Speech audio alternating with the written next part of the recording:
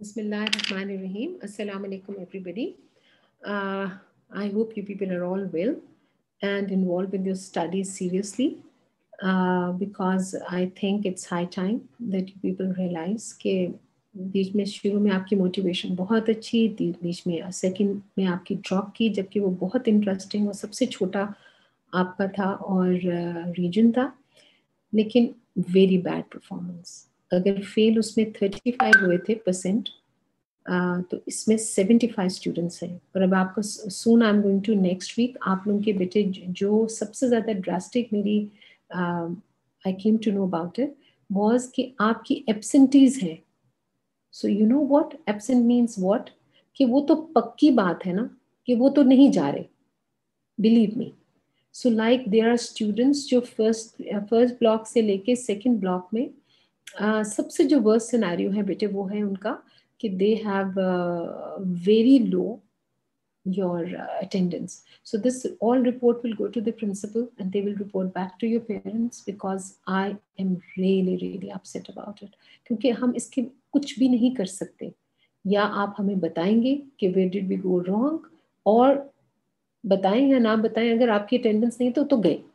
इसके अलावा हमने इनको इस दफ़ा ज़रूर कहा था कि 40 to 50% आप एक मार्जिन ज़रूर रखें कि अगर बच्चे 10 हैं और उसमें से 50% में पास हो जाते हैं तो दैट्स गुड इनफ। पास का मतलब ये है कि जब इंटरनल असेसमेंट बनाए तो वो 40% पे या 50 तक पहुँचे, ताकि वो हो सके। बाकी सब बच्चे मेडिकल कॉलेजेस में, बाकी भी आपका भी बहुत अच्छा है, but majority they are very strict about it. और स्ट्रिक्ट का मतलब है कि वो 50% उनका है और 60% उनके पासिंग मार्क्स वो इंटरनली असेसमेंट करते हैं। So I don't know whether we have relaxed you all or you people are taking it because of the online, but no matter what it is beta, you have to be really careful, क्योंकि मैं next week में आपका put up भी कर दूंगी, और अगर इसमें कोई एरर है हर कोई देखे, उसमें जाके कोई प्रॉब्लम होगा तो let us know, because this is going to be huge. अगर आप 100% भी आओ तो अगर किसी का 50 है तो आई एम अफ्रेड पता नहीं उसका क्या फेट होगा।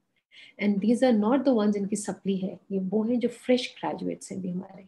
सो आई डोंट नो जो हमारे जो नए स्टूडेंट्स हैं वो why they are missing out, I don't know. मैं भी आपको चेक करके बताती हूँ कि इस वक्त क्लास में 118 है जबकि 150 बच्चा है। So why, where are you people?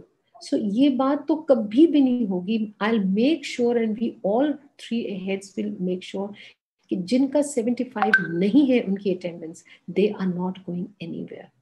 पक्की बात है। बाकी ये रह जाता है कि प्लीज बेटा अगर बन जाओगे अभी भी 50% क्या 100% आना शुरू करो पूरी मोटिवेशन के साथ, तो यू कैन डू इट। मगर believe me, this principal has to decide where are you people going to lead to. So अगर जिसका अटेंडेंस नहीं है, यू आर गॉन। तो और अगर गॉन हो तो फिर आप किधर हो और क्या तुम्हारा फ्यूचर है? ठीक है।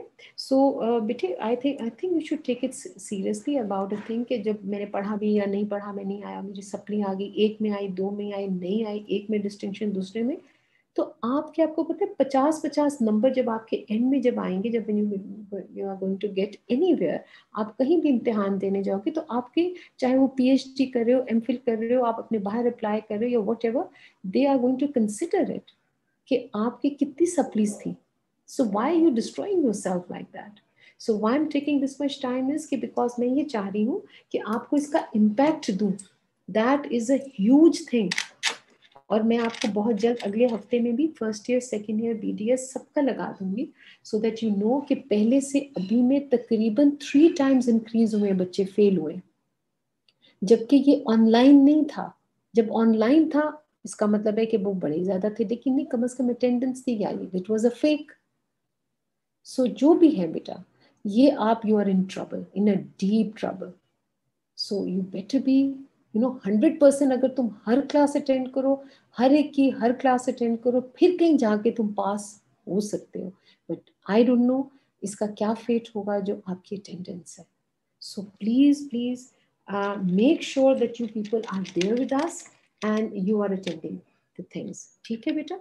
सो ये बातें आप प्लीज बेटे गौर करो और मेक श्योर कि आप नहीं आए। अभी भी 125 बच्चा आया है, 25 बच्चे अभी भी आई डोंट नो वे तैयार।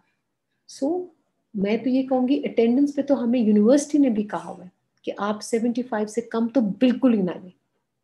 तो फिर क्या है, ऑनलाइन इसका मतलब है कि लगा के चले जाते थे, और अब जब हमने फिजिकली देखा है तो तकरीबन 75% बच्चे ऐसे, 75 स्टूडेंट्स ऐसे हैं जिनका है। और दूसरा, रिजल्ट हैज गॉन डाउन, यानी कि अगर 35 बच्चों की सप्ली आई थी या फेल हो गए थे या किसी वजह से, अब 75 की आई है।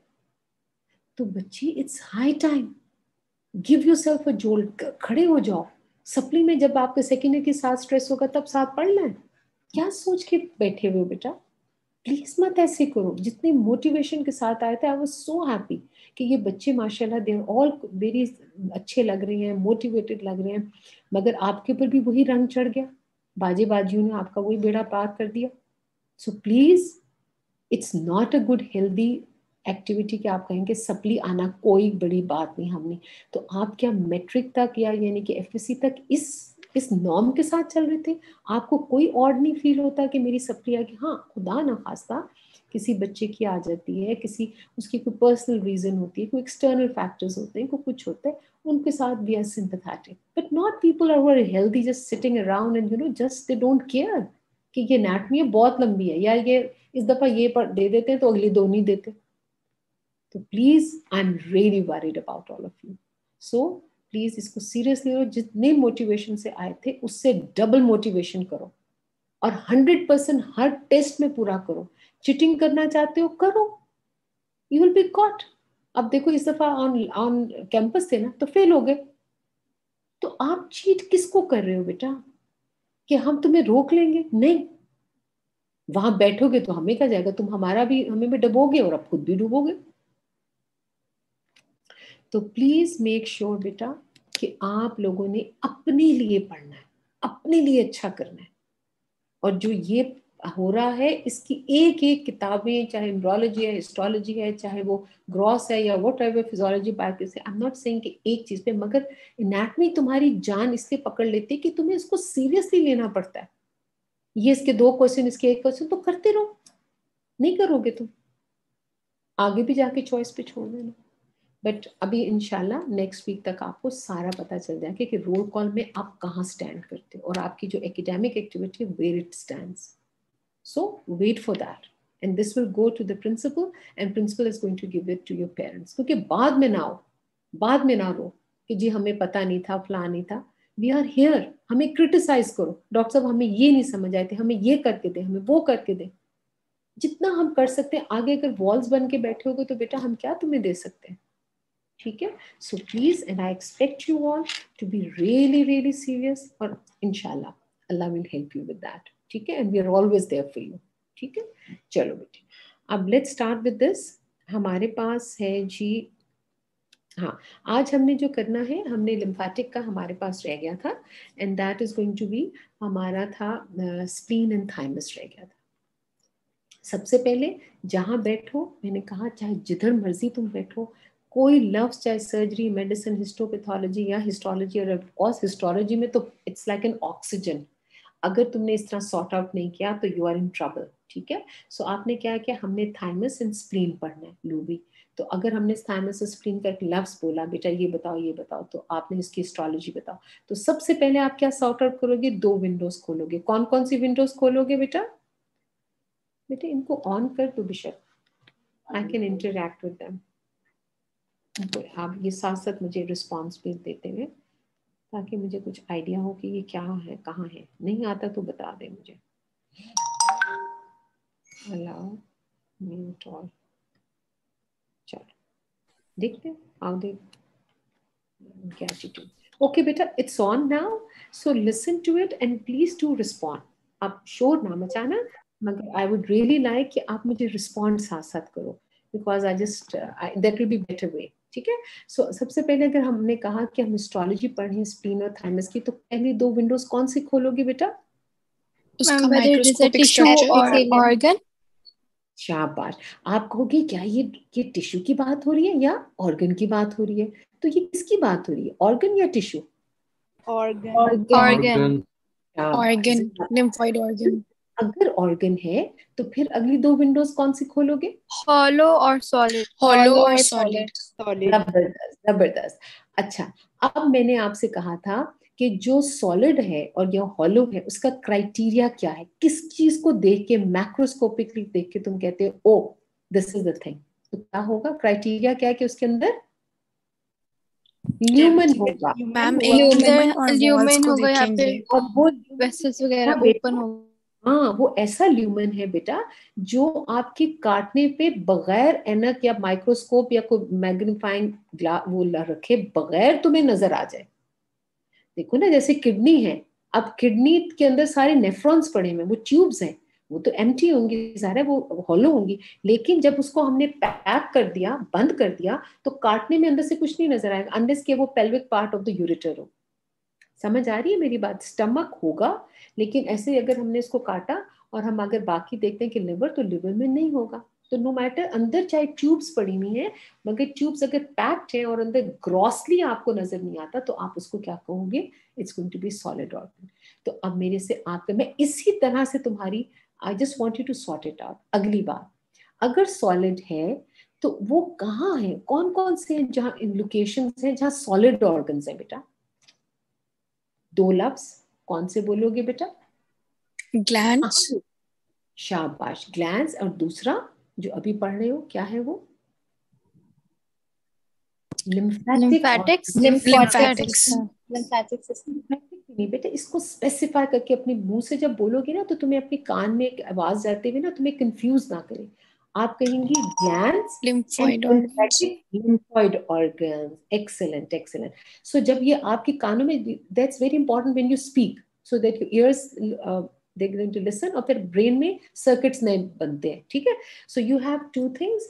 आपके सॉलिड ऑर्गन कहाँ होंगे बेटा? दो जगहों पे, ग्लैंड्स और दूसरा लिम्फेटिक ऑर्गन्स, ठीक है?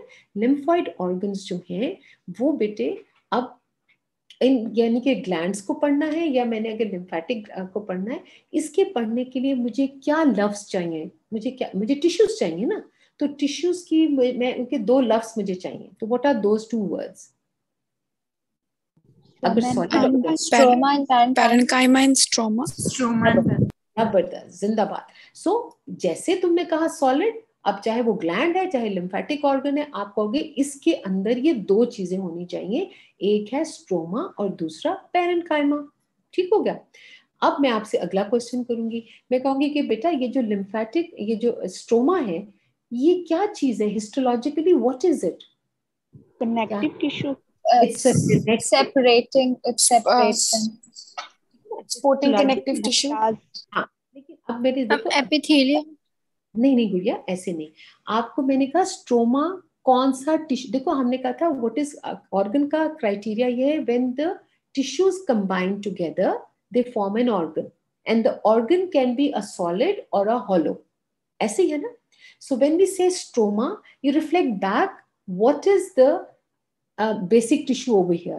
So stroma is a connective tissue.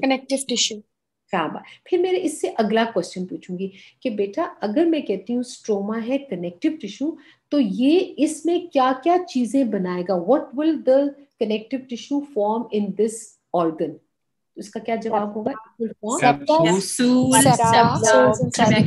ट्रेबेक्युलाई and net, reticular net. ठीक है, अब उसने सारे तैयार के, चाहे उसकी शक्ल थाइमस है, चाहे उसकी स्प्लीन है, चाहे लिम्फ नोड है, उसका होगा, चाहे उसके अंदर फर्क फर्क चीजें होंगी, कोई ब्लड को फिल्टर करेगा, कोई लिम्फ को फिल्टर करेगा, मगर होगा वही। और ग्लैंड्स भी वैसे, जो चाहे वो पिट्यूटरी है, उनके भी ऐसे होंगे, ठीक है? लेकिन अभी हम कॉन्सेंट्रेट करते हैं लिम्फ के ऊपर, लिम्फेटिक ऑर्गन्स के ऊपर।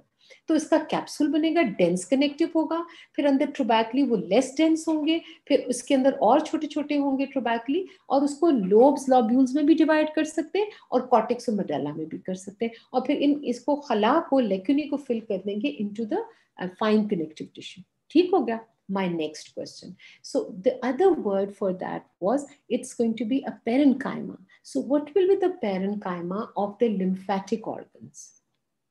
Lymphocytes. The functional part consisting of lymphocytes and nodules. Very good. So they are going to be lymphocytes And what else, beta? So how many types of lymphocytes are there?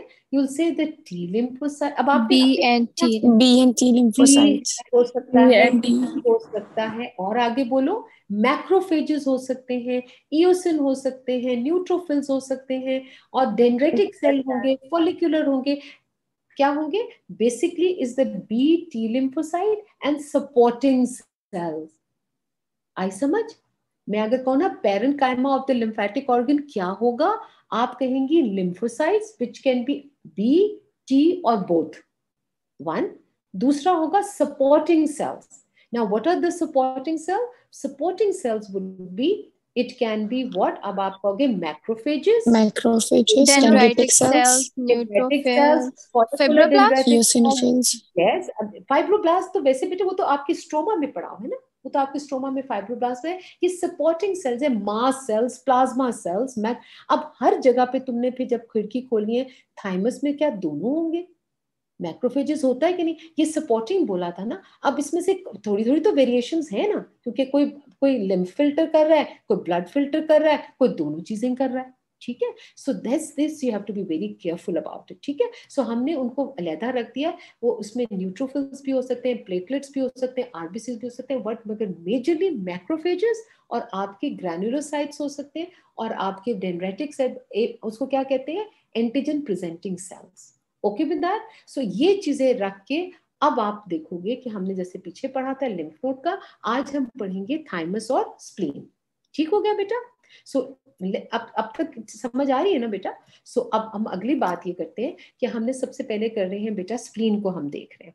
ठीक है. Spleen जो है वो कहाँ होती है? आपके left, आपके हाइपोकॉन्ड्रियम में पड़ी होती है. ऐसे है जैसे ट्राइंगुलर सी एक चीज है, एक आपके वस में पड़ी हुई है, और वो क्या है? It's a lymphatic organ. अब हमने ये सोचे कि अच्छा, अब चूंकि हमने कहा था ये कोई भी लिम्फेटिक ऑर्गन होगा, इनमें ये चीजें होनी चाहिए, लेकिन इसके अलावा भी कोई फंक्शन परफॉर्म कर सकते हैं. इसका मतलब है कि आपकी बॉडी को इम्यूनिटी दे रहा है, एक बहुत बड़ा काम कर रहा है लिम्फ, आपकी स्प्लीन, और वो आपकी क्या कर रहे हैं बेटा? आपकी बॉडी के अंदर इम्यूनिटी डिटरमिन कर रहा है, क्योंकि या वो बी भी कर सकता है, टी भी कर सकता है, प्लाज्मा, सेलुलर, ह्यूमरल, सब कुछ कर सकता है. नॉट ओनली दैट, बल्कि जो ब्लड से कोई भी एंटीजन आएगा, तो चूंकि ये ब्लड को भी फिल्टर करता है, it has an haemopoietic functions and it has a immunocompetent functions. यानी कि बी और टी को इम्यूनोकॉम्पिटेंट बनाएगा, और उनको प्रेजेंट करके, चेंज करके इनको प्लाज्मा सेल्स बनाएगा, और उसको उसको क्या करेगा? क्लीन अप करेगा.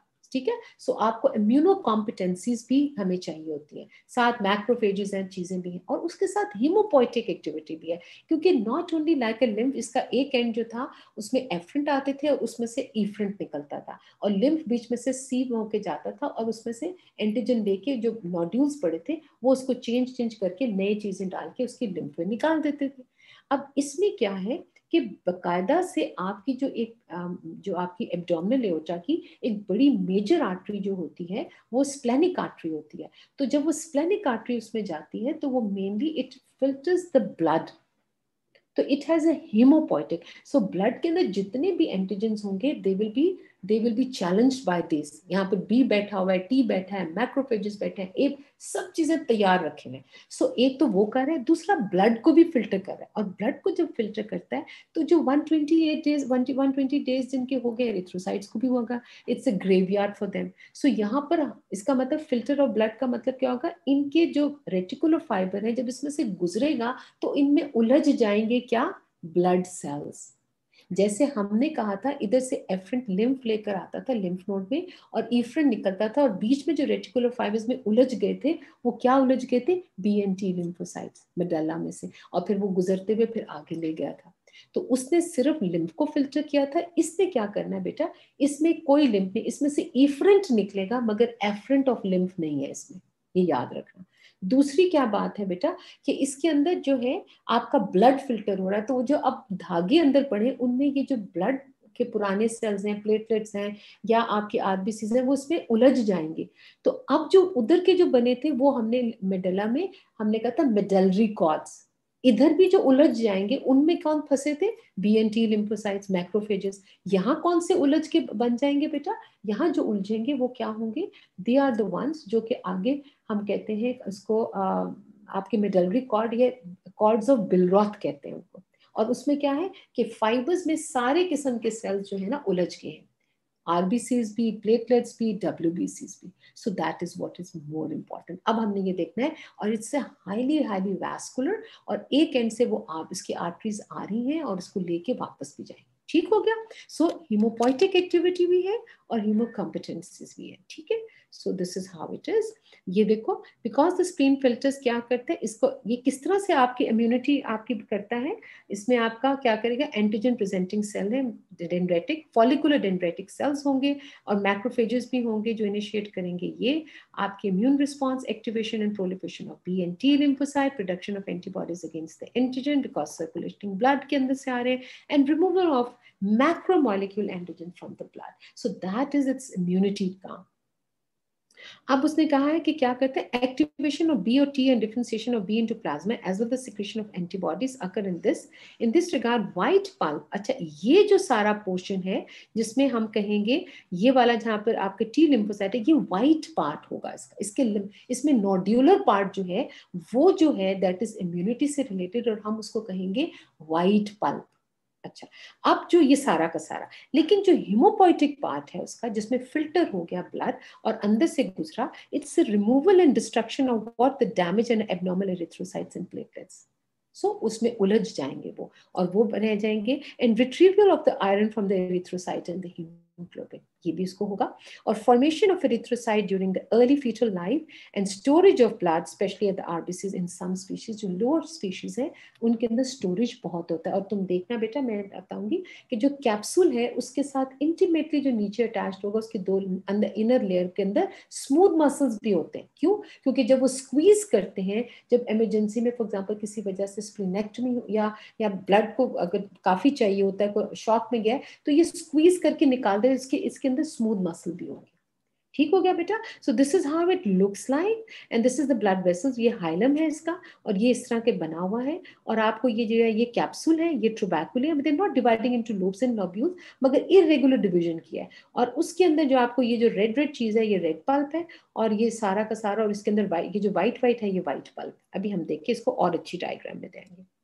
ठीक है, सो स्प्लीन में आपको ये चीजें नजर आएंगी, एक राइट पल्प यानी कि जो आपके जो अंदर धागों में उलझ गए हैं आरबीसीज वगैरह, और उसके अंदर जो स्पेसेस, धागों के दरमियान जो स्पेस है वो वीनस साइनसेस है। ठीक है, and they are irregularly lined by endothelial cells, और बड़ी मुख्तलिफ किस्म की वो एंडोथेलियल सेल्स हैं, वो ऐसे राउंडली नहीं है, लंबे लंबे हुए हैं, वो हम आपको बताएंगे। So the capsule and the dense connective tissue trabeculae incomplete compartment, ये आपका था स्ट्रोमा। और व्हाइट पल्प क्या है, स्प्लेनिक नोड्यूल्स, उनको कहते हैं मेल्पिजियन, ये पुराना टर्म था, अब आप इसको व्हाइट पल्प कहते हैं, पुराने जमाने में इसको मेल्पिजियन बॉडीज कहते थे। और ये व्हाइट पल्प है, ये जो आपका व्हाइट है that is the lymphatic nodule. And what type of A nodule is it primary और सेकेंडरी? ओके, एडल्ट की हम बात कर रहे हैं ना, तो क्या होगा, most of them will be Secondary. इनके अंदर जर्मिनल सेंटर है बेटा। तो वो जर्मिनल सेंटर, इसका मतलब वो एक्टिवेटेड है, वो तो चैलेंज्ड है, तो उनके अंदर लिम्फोब्लास्ट बनेंगे, और वो फर्दर आगे जाके बी लिम्फोसाइट्स बनेंगे, और फिर आपके टी लिम्फोसाइट्स बनेंगे। और ये बेसिकली क्या करें, या लिम्फोब्लास्ट होंगे, या फिर साथ साथ एक मेमोरी सेल्स बनाते जाएगा, लिम्फोसाइट्स और प्लाज्मा सेल्स होगा, और उसके साथ एंटीबॉडीज बनाएगा और साथ लिम्फोसाइट्स भी बनाएगा। ठीक है, रेड पल्प क्या है, वो स्प्लैनिक कॉर्ड्स, यानी कि जो धागे नेट हमने बचाया था, वो कॉर्ड्स ऑफ द बिलरॉथ भी उनको कहते हैं। जैसे हमने उसमें बताया था बेटा, आपके लिम्फेटिक नोड्यूल्स में हमने क्या कहा था, मेडलरी कॉर्ड्स, तो यहाँ क्या होगा, कॉर्ड्स ऑफ बिलरॉथ, एक ही चीज है, मगर यहाँ आरबीसीज वगैरह सारे ब्लड सेल्स हैं, वहां सिर्फ जो थे लिम्फोसाइट्स वगैरह थे। Lie between the splenic sinusoid, और ये जो धागों के दरमियान डिस्टेंस है, it is lined by a endothelium, टूटी सी, बेसमेंट मेम्ब्रेन भी टूटी सी, एंड दैट इज द आपके क्या है, स्प्लेनिक सिन्यूसॉइड्स है। रेटिकुलर फाइबर्स होंगे, आरबीसीज, डब्ल्यूबीसीज, macrophage, that constitutes the red pulp. ठीक हो गया।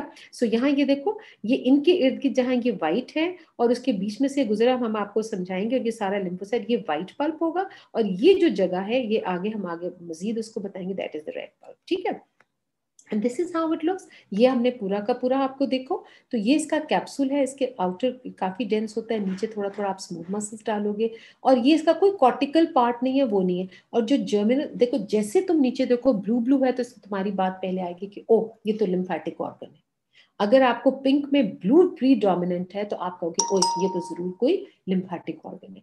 अब आपने दूसरी क्या चीज देखनी है, क्या ये सारे पेरिफ्री में पड़े हुए और बीच में नहीं है? नहीं, ये तो कैसे कि लिम्फेटिक नोड्यूल सारे जर्मिनल सेंटर के साथ डिस्ट्रीब्यूटेड हुए हैं, कोई ऊपर है कोई अंदर है, कोई कॉर्टेक्स मेडुला इसका है नहीं, तो फिर ये क्या है? स्प्लीन है।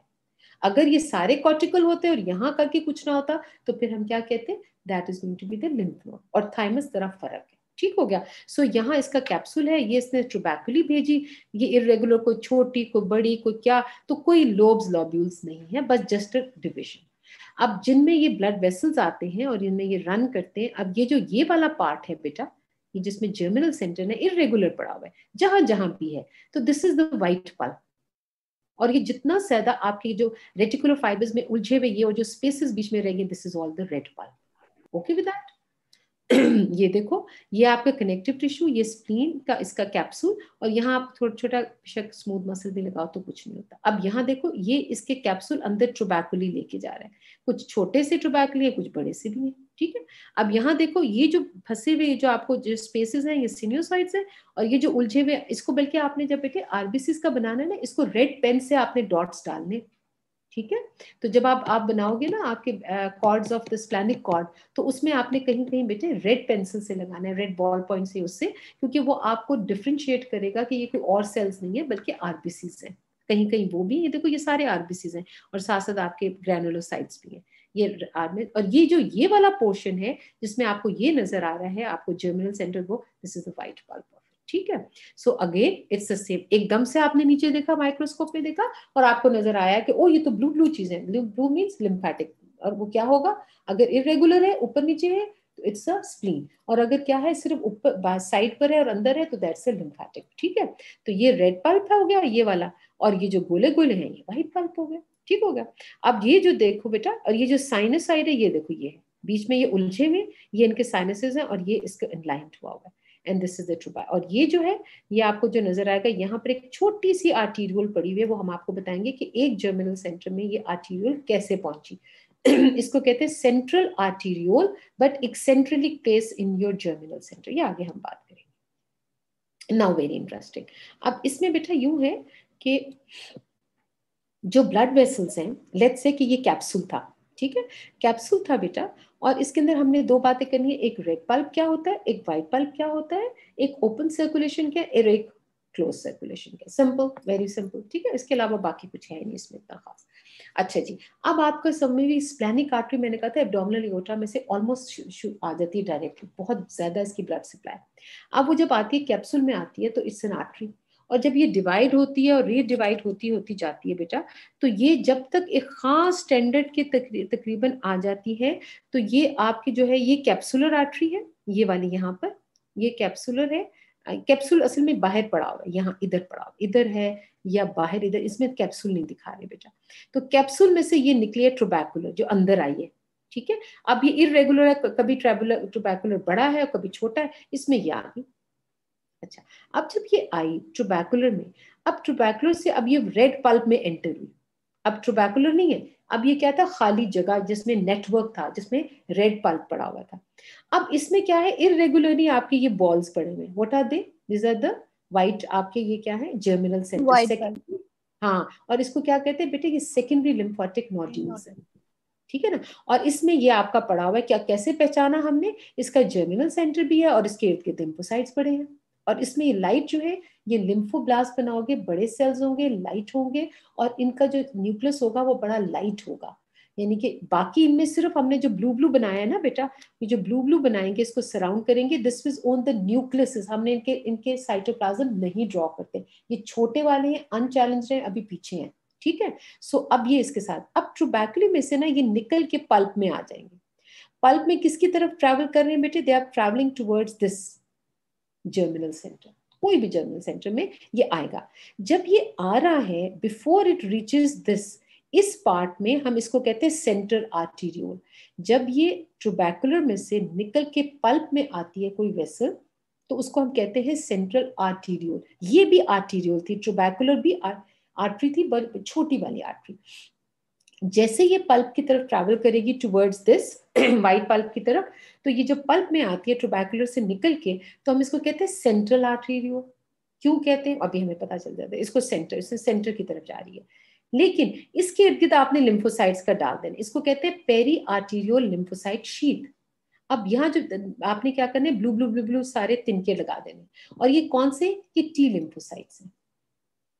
क्या है ये, T lymphocyte, and what you call them, peri arteriolar lymphoid sheath है, PALS, mostly the T lymphocyte, and they will accompany as it goes up till when it exits, फिर खत्म हो जाते हैं। लेकिन ये जब इसमें से भी ट्रेवर्स कर रहे होते तो T इधर ही रहेगा। क्या, जो PALS है बेटा, वो इसके central arteriole, before it reaches here it is also known as a central arteriole, यहाँ पे भी सेंट्रल आर्टीरियोल ही इसको कह रहे हैं, ठीक है। और ये किससे लाइंड है, बाय द टी लिम्फोसाइट्स, ठीक है। अब जब ये यहाँ आया तो इसका जर्मिनल सेंटर ये पड़ा है, जहां लिम्फोब्लास्ट पड़े हुए, जहां प्लाज्मा सेल्स पड़े हुए, जहां वो बन रहे, और इर्द गिर्द सारे टी लिम्फोसाइट हैं जो थोड़े से मिच्योर और थोड़े से इमेच्योर, ठीक है। अब क्या है, इसमें से जब ये सेंट्रल आर्टीरियोल गुजरती है तो ये सेंटर ऑफ उसमें से नहीं गुजरती, बल्कि एक्सेंट्रिकली पड़ी होती है।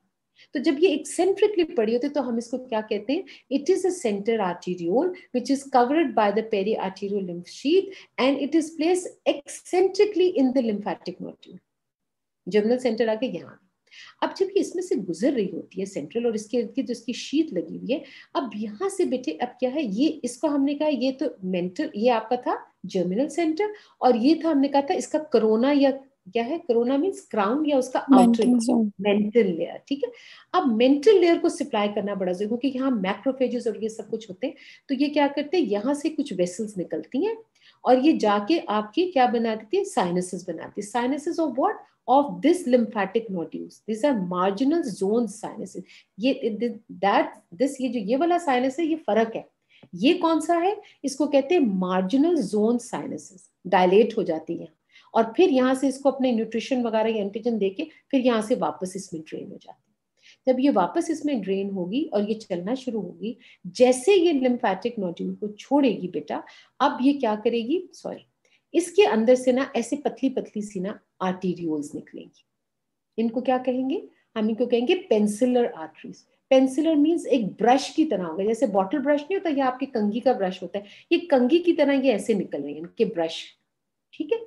अब ये जो आपको जो देख रही हो पेंसिलर आर्टरी, इसके 3 कंपोनेंट्स होते हैं। एक ये जो निकलता है पहला वाला पार्ट, ये जो पहला पार्ट है ये इसको कहेंगे प्राइमरी वाला पार्ट, इसको कहते हैं पल्प आर्टीरियोल। मैंने क्या बताया, आपकी मेन कैप्सुलर आर्टरी थी, अंदर आई ट्यूबैकुलर, ट्यूबैकुलर से जब ये पल्प की तरफ एंटर हुई टुवर्ड्स द व्हाइट पल्प या रेड पल्प की तरफ, तो इसके अंदर से सेंट्रल आर्टीरियोल निकली। आर्टरी को ये असल में आर्टीरियोल लेवल है, यहाँ से ये निकली और इसके इर्द गिर्द ये पैल भी है और इसके इर्द गिर्द ये, और यहाँ से भी जब ये अपने इसको नोड्यूल को इसने दिए कुछ वेसल्स, और ये जो वेसल्स हैं ये जाके मार्जिनल जोन में क्या बन गए, साइनसेस बन गए, और ये इन्होंने सारा इसको न्यूट्रिशन दी। यहाँ मैक्रोफेजेस भी मौजूद होते हैं और बाकी भी सेल्स होते हैं, पीटी भी हो सकते हैं।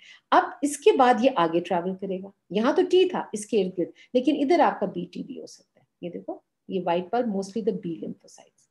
अच्छा अब आगे चले, जैसे ये इसमें से बाहर निकली, इसमें से ये ब्रिस्टल किस्म की तरह के पेंसिलर वेसल्स निकली।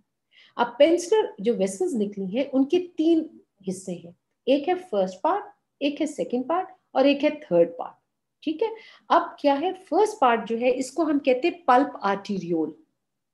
इसकी खास बात क्या है कि एंडोथेलियम तो होगा लेकिन बहुत थिन सा इसके बाहर जो है ना वेसल तो है ना, तो इसके बाहर आर्टीरियल के 1 या 2 मुश्किलों से लेयर होगी, थिन स्मूथ मसल होगा, ये याद रखना आपने, ठीक है।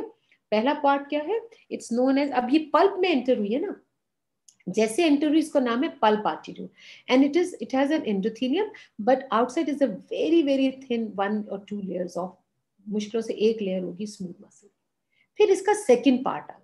अब ये सेकंड पार्ट पे देखो इसके इर्द गिर्द क्या बना हुआ है, एक कफ से बने हुए, ये कफ क्या है, इसको कहते हैं शीथ आर्टीरियोल। ये पेंसिलर आर्टीरियोल है, इसके 3 कंपोनेंट्स हैं। 1 इज द पहला वाला pulp arteriole with a very thin layer of smooth. Second component with a covering of this. Now this covering is made up of what? ये क्या है? इसके इर्द गिर्द it is surrounded by macrophages. और फिर एक थर्ड पार्ट है. थर्ड पार्ट को क्या कहते हैं बेटे? Terminal arteriole of the penicillar artery. और अब ये एंटर हो गई. अब ये किस तरह एंटर हुई? या तो ये जो धागे के दरमियान जो आर्म सी स्पेस थी उसमें एंटर होगी और उसने उसमें डाल दिया. और उसको क्या कहेंगे? This type of a circulation is known as an open circulation. Open यानी कि वो धागों के दरमियान खुल गया. ठीक हो गया. But on the other hand some of them, ये पहला पार्ट, ये दूसरा पार्ट और थर्ड पार्ट जो है ना, now this enters into a proper sinusoid. This is also sinusoid. Sinuses है, ये स्पेसेस हैं, मगर this is a proper sinusoid. अब सिन्यूसॉइड का क्या था? Lined by an endothelium, disrupted हो, एक दूसरे से दूर हो, बेजल लेमिना एक दूसरे से दूर हो, कटी हुई हो. ठीक है. अब इसमें क्या है? इसमें यूं है कि जो एंडोथेलियम लाइनिंग है बेटे, उसके अंदर बड़े फ्यूजिफॉर्म लंबी लंबी क्या पड़े हुए? Endothelial cells, simple squamous but longitudinally placed. और बीच में स्पेस भी बहुत ज्यादा है एक सेल के दूसरे में, और बेजल लेमिना भी टूटी पड़ी है, और एक रेटिकुलर फेल्स के धागे ने इनको बांधा हुआ है. इंटरेस्टिंग. अच्छा, ये पेंसिलर निकली. इसके 3 कंपोनेंट्स. पहला वाला है पल्प, दूसरा है शीट और तीसरा है आपका टर्मिनल. और टर्मिनल या तो खुल के धागों के दरमियान आ गया, which is known as open circulation. और अगर ये नहीं है तो फिर क्या होगा बेटा? It will enter a proper sinusoid, जिसका एक कैपिलरी एंड होगा आर्टीरियल और दूसरा वीनस एंड होगा. लेकिन अल्टीमेटली ये जो ओपन था, ये भी क्या है? ये भी इसमें से सीम कर, क्योंकि आपस में डिसरप्टेड है ना, तो ये यहाँ के जो भी ओपन में पड़े हुए थे ये भी इसके अंदर घुस जाएंगे. और फिर ये सिन्यूसॉइड से होता हुआ it will enter into the pulp vein, venules. और फिर ये वेन्यूल्स जो हैं ये वेन्स बनेंगी, trabecular vein, and they will leave. बड़े सारे मिलके स्प्लैनिक वेन बन के बाहर निकल जाए. Okay with that? सो लो भाई, ये आपका कॉन्सेप्ट है व्हाइट का, ये है रेड पल्प का. Open circulation and closed. Human में ज्यादातर क्लोज्ड होती है, ये जो लोब मैमल्स हैं उनमें ज्यादा ओपन होती है. लेकिन अल्टीमेटली ओपन ने भी इन्हीं में आना होता है, और इन्होंने यहाँ से वापस ट्रेन हो जाना. ये वही चीज है, वही तमाशा.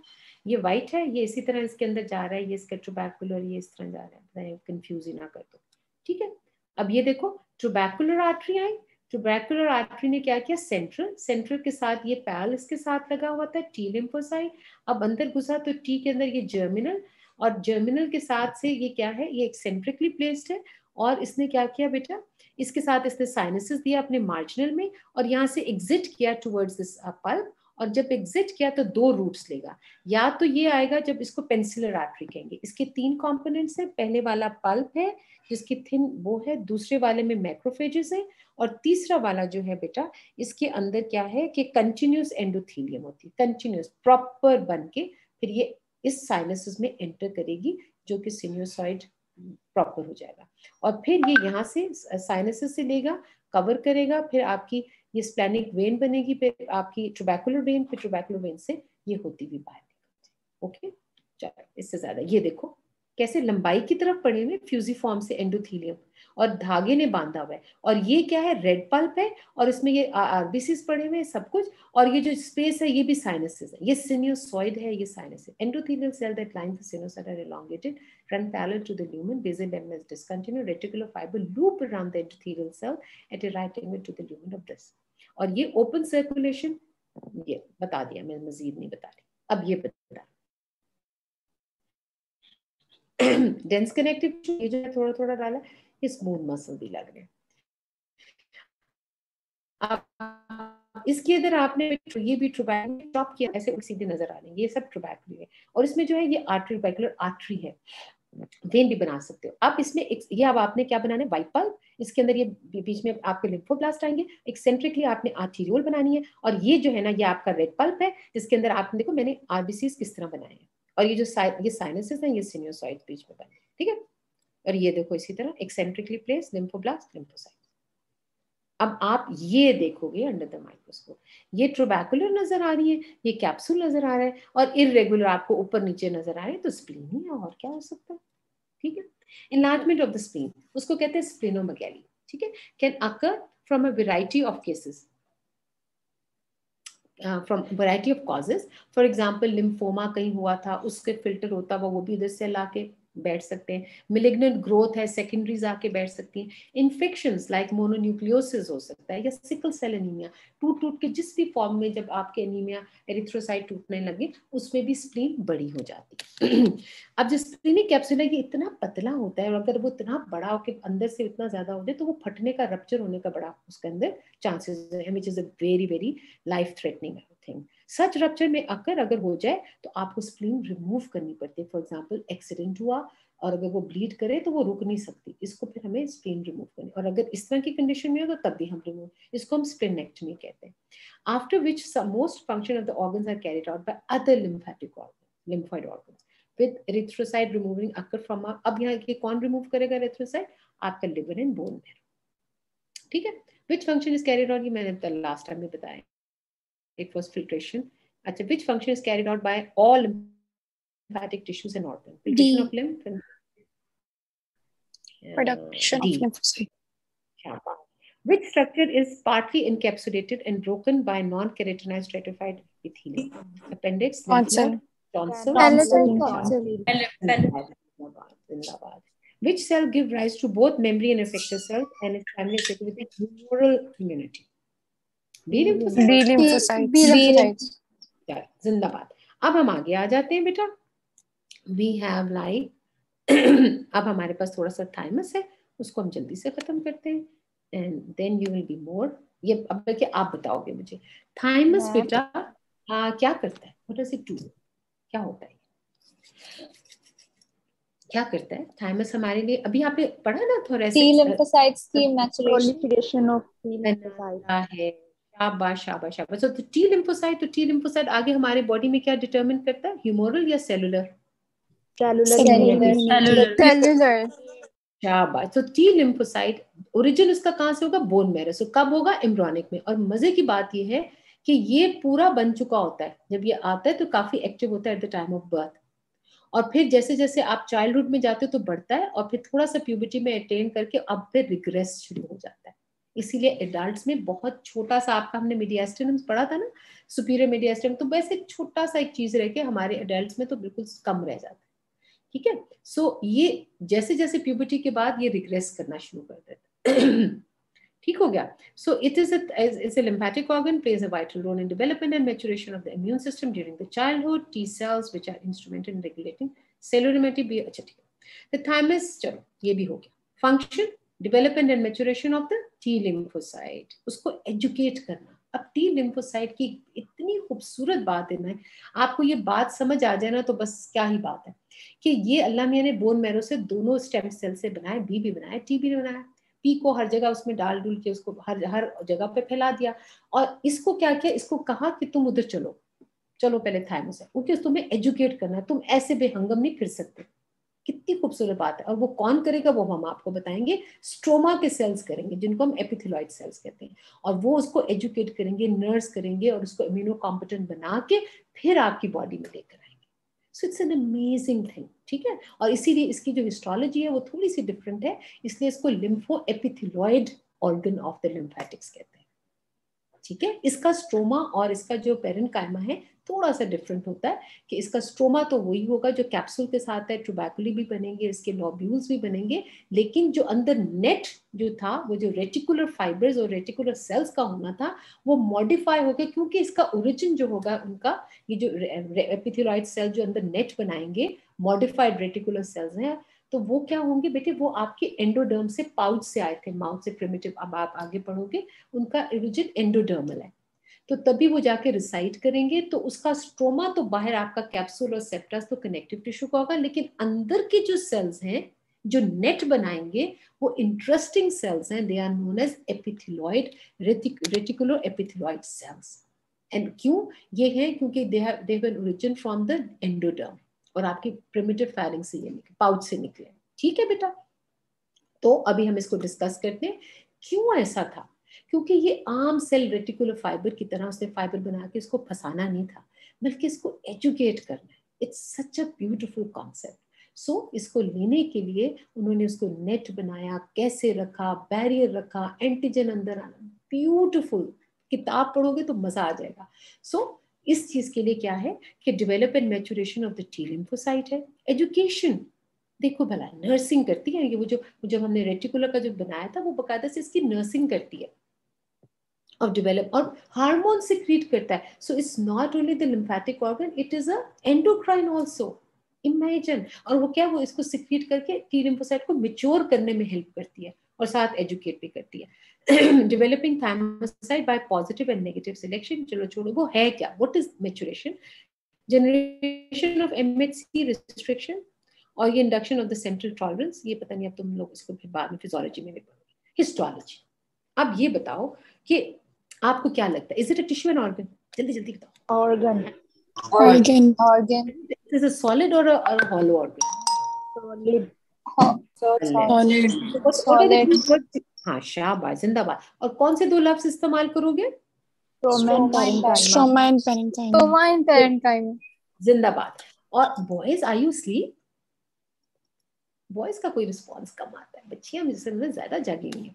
ओके बेटा, अब इसमें क्या है कि जो स्ट्रोमा है वो कौन सा बेटा टिश्यू होता है? Connective tissue. जबरदस्त, वेरी गुड।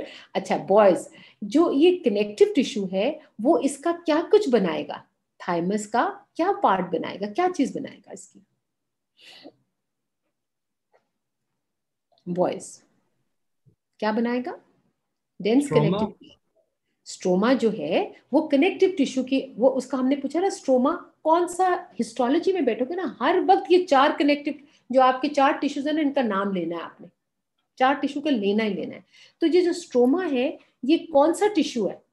आपने कहा कनेक्टिव टिश्यू, यही कहा ना। तो अब मैंने कहा वो उस कनेक्टिव टिश्यू का क्या बनाएगा, इस थाइमस का स्ट्रोमा क्या बनाएगा? चलो गर्ल्स, आप उसको पहले क्या, उसको वॉल लगाएगा, देखो ना उसने तिनके जमा करके हाँ उसको बेटे उसको वॉल ऑफ कर दिया उसने, कभी बाकी नहीं गुड़िया नहीं बेटा, देखो उसको जो हमेशा कनेक्टिव टिश्यू होता है ना वो बाउंड्रीज बनाता है, एडवेंटिशिया बनाता है। अगर एक आर्टरी है तो उसी कैपिलरी है कुछ है, उसके इर्द गिर्द क्या करता है, उसको बाउंड्रीज को डिमार्केट कर देता है कि बाकी चीजें उसके अंदर घुस ना जाए। तो हमेशा कनेक्टिव टिश्यू जो है ना वो उसकी बाउंड्रीज, जैसे हमने आगे पढ़ेंगे हॉलो ऑर्गन्स में भी जिनके ऊपर जो हिलते जुलते नहीं, उनको भी हमने बाहर से क्या कहते हैं कनेक्टिव टिश्यू की बाउंड्रीज दे दी थी। और जो हमारा स्ट्रोमा है वो तो है ही बाउंड्री, अगर ना होती, इमेजिन करो कनेक्टिव टिश्यू तुम निकाल देते, कैप्सूल निकाल देते, तो अंदर का व्हाइट एंड रेड पल्प क्या यूं पड़ा रहता, और या लिम्फ नोड ऐसे पड़ा रहता, या अगर पिट्यूटरी है तो वो ऐसे पड़ी रहती, कोई हॉलो ऑर्गन या ग्लैंड है तो ऐसे पड़ा रहता? नो, हर चीज की मार्जिन लगानी, सिवाय उन ऑर्गन्स को हम मार्जिन नहीं लगाते और उनको वॉल ऑफ नहीं करते, उनके ऊपर हम क्या लगा देते, बलून्स लगाते हैं जो कंटिन्यूसली हिलते रहते हैं, जो हिलते रहते हैं, जैसे हार्ट है, लंग्स है, तो उस पर हम बलून्स लगाते हैं जिनको हम क्या कहते हैं बेटा, इसे प्लूरा एंड पेरिकार्डियम, ठीक है। और उसके अंदर हम पानी के बजाय, हवा के बजाय हम उसके अंदर पानी डालते हैं और हम कहते हैं कि वो हिलते जुलते रहते हैं और वो फ्रिक्शन से खराब नहीं होते। इसी तरह पेट के एब्डोमेन के भी मसल, एब्डोमेन के भी ऑर्गन जो हिलते जुलते रहते हैं उनके ऊपर हम पेरिटोनियम लगा लेते हैं, एक और बड़ा बलून लगा देते हैं। लेकिन जिन ऑर्गन जो हिलते जुलते ज्यादा नहीं रहते, फ्रिक्शन नहीं देते, उनको हम फिर वॉल ऑफ कर देते।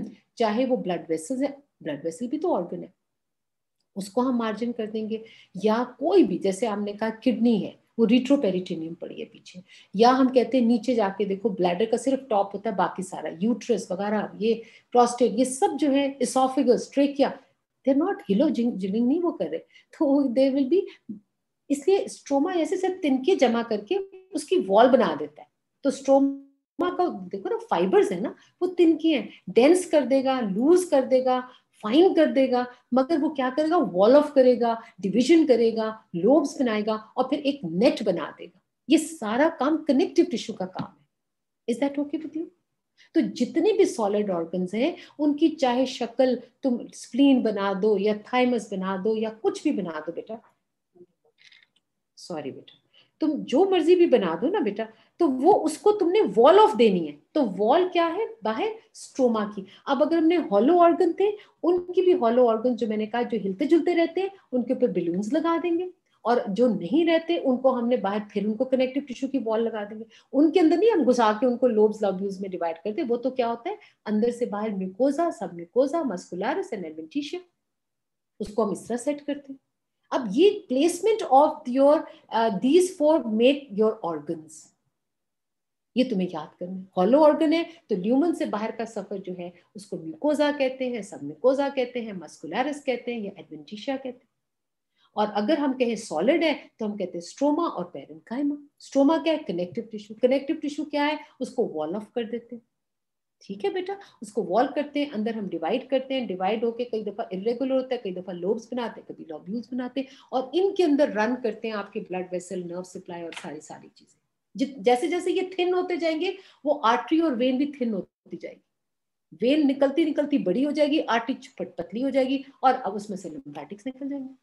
आप मेरी बात समझ रहे हो बेटा? तो this is what, so my question to you is stroma क्या है? आपने हर चीज को ये कहना है, ये इन 4 टिश्यूज में से क्या, मैं ये जो बात कर रहा हूं म्यूकोजा, ये क्या, म्यूकोजा क्या चीज होता है? Mucosa is epithelium resting on a lamina propria, lamina propria is a connective tissue. See, muscularis mucosae, what is it? It is a smooth muscle. तो जब तक तुम आइडेंटिफाई नहीं करोगे, हिस्टोलॉजी में 4 अगर तुमने टिश्यू का नाम नहीं लिया, तो उसका नाम चाहे नाजरीन होता या अहमर होता या जो मर्जी होता, उसका तुमने टिश्यू जरूर बताना था, जो मर्जी बोल लो। अगर तुमने उसमें आइडेंटिफाई नहीं किया टिश्यू, तो you don't know histology, then you are messing up, फिर तुम्हें समझ ही नहीं आया बेटा।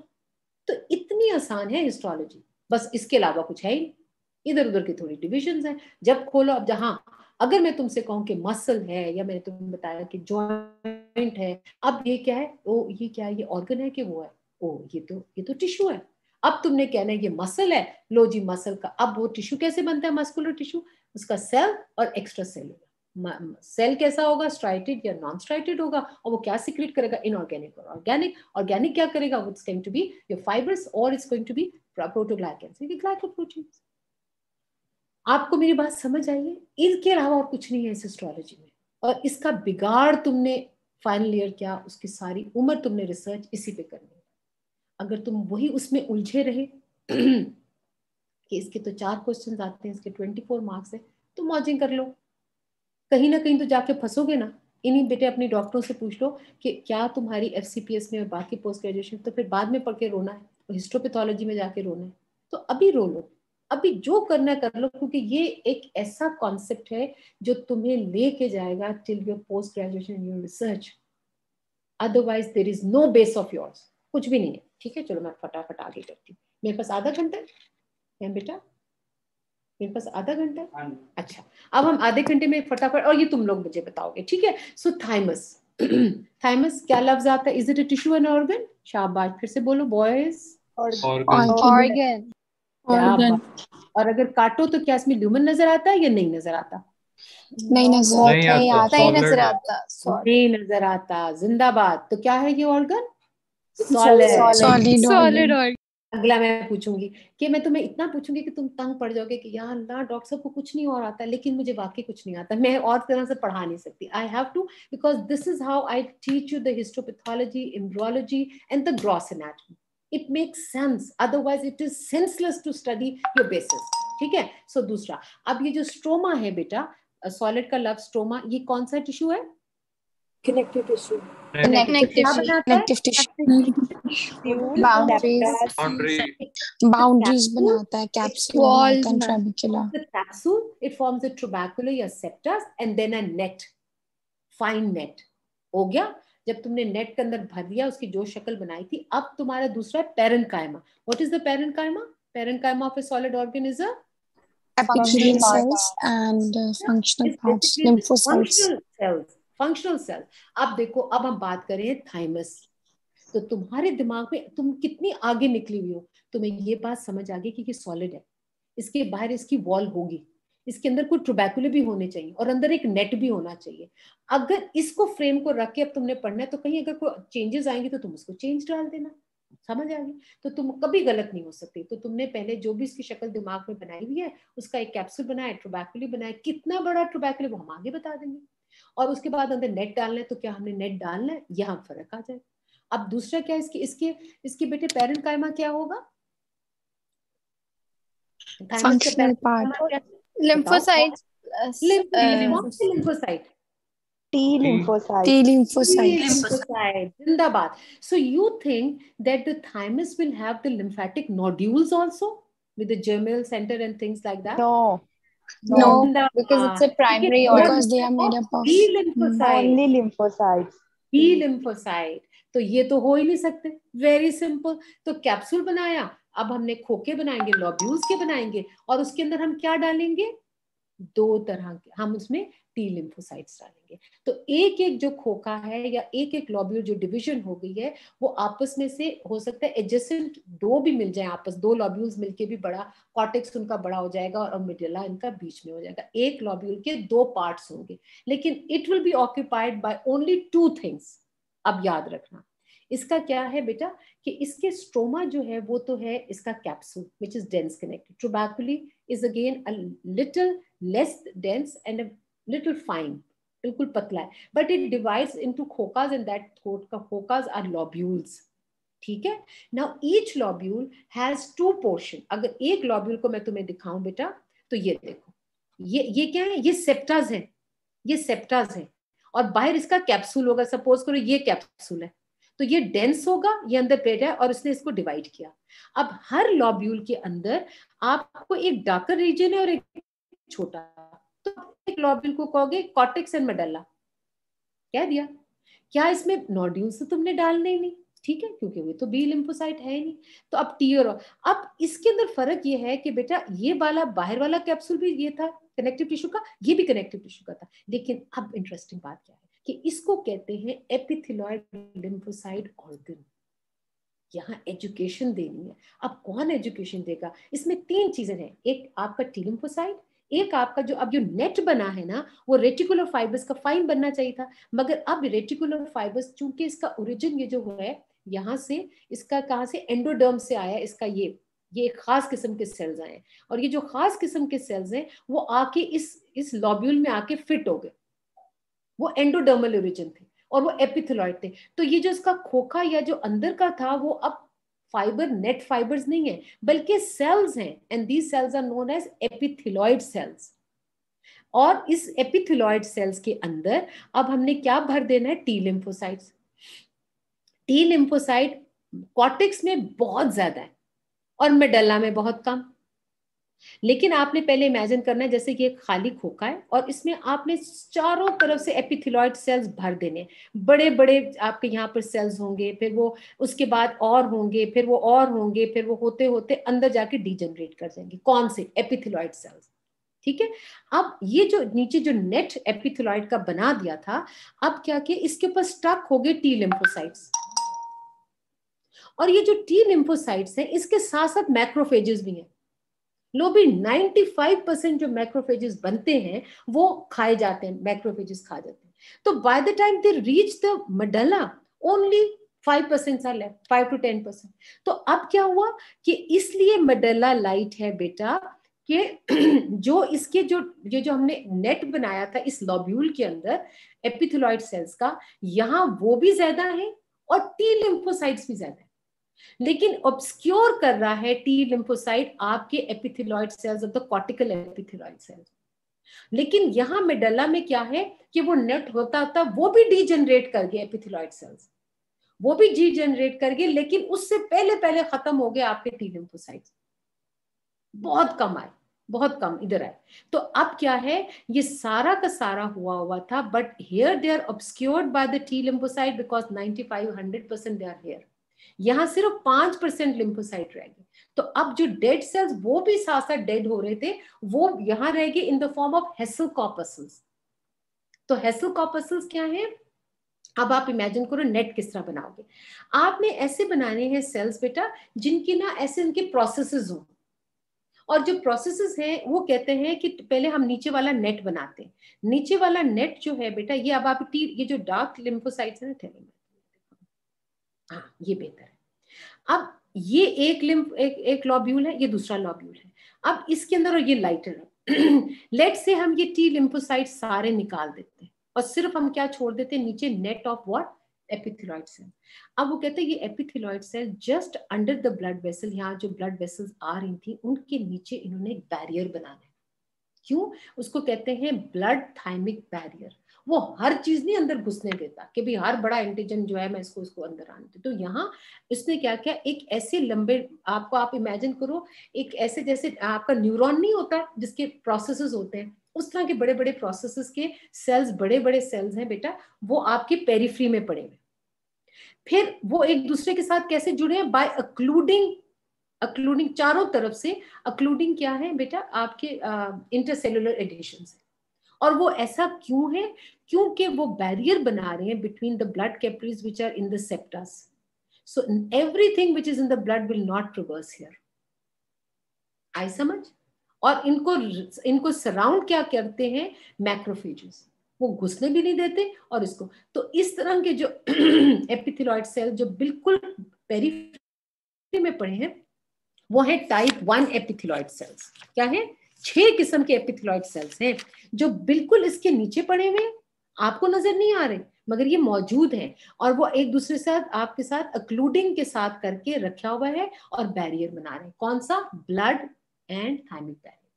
उसके बाद एक सेकंड आता है। सेकंड होते हैं वो, ये अब ये सब जुड़ते चले जा रहे हैं। अगला वाला आया, वो फिर उसके भी प्रोसेसेस हैं, लेकिन एक प्रोसेस दूसरे प्रोसेस के साथ जो मिला हुआ होगा बेटा, वो होगा बाय डेस्मोसोम्स। अब ये मिडिल ऑफ द एपिथेलॉइड्स, ये टाइप 2 है, बड़े मजे के। ये एक दूसरे के साथ जुड़े हुए बाय डेस्मोसोम, यानी कि एक दूसरे के साथ कनेक्टिविटी है मगर ब्लॉक नहीं की हुई, एक दूसरे के साथ मैसेज कर रहे हैं।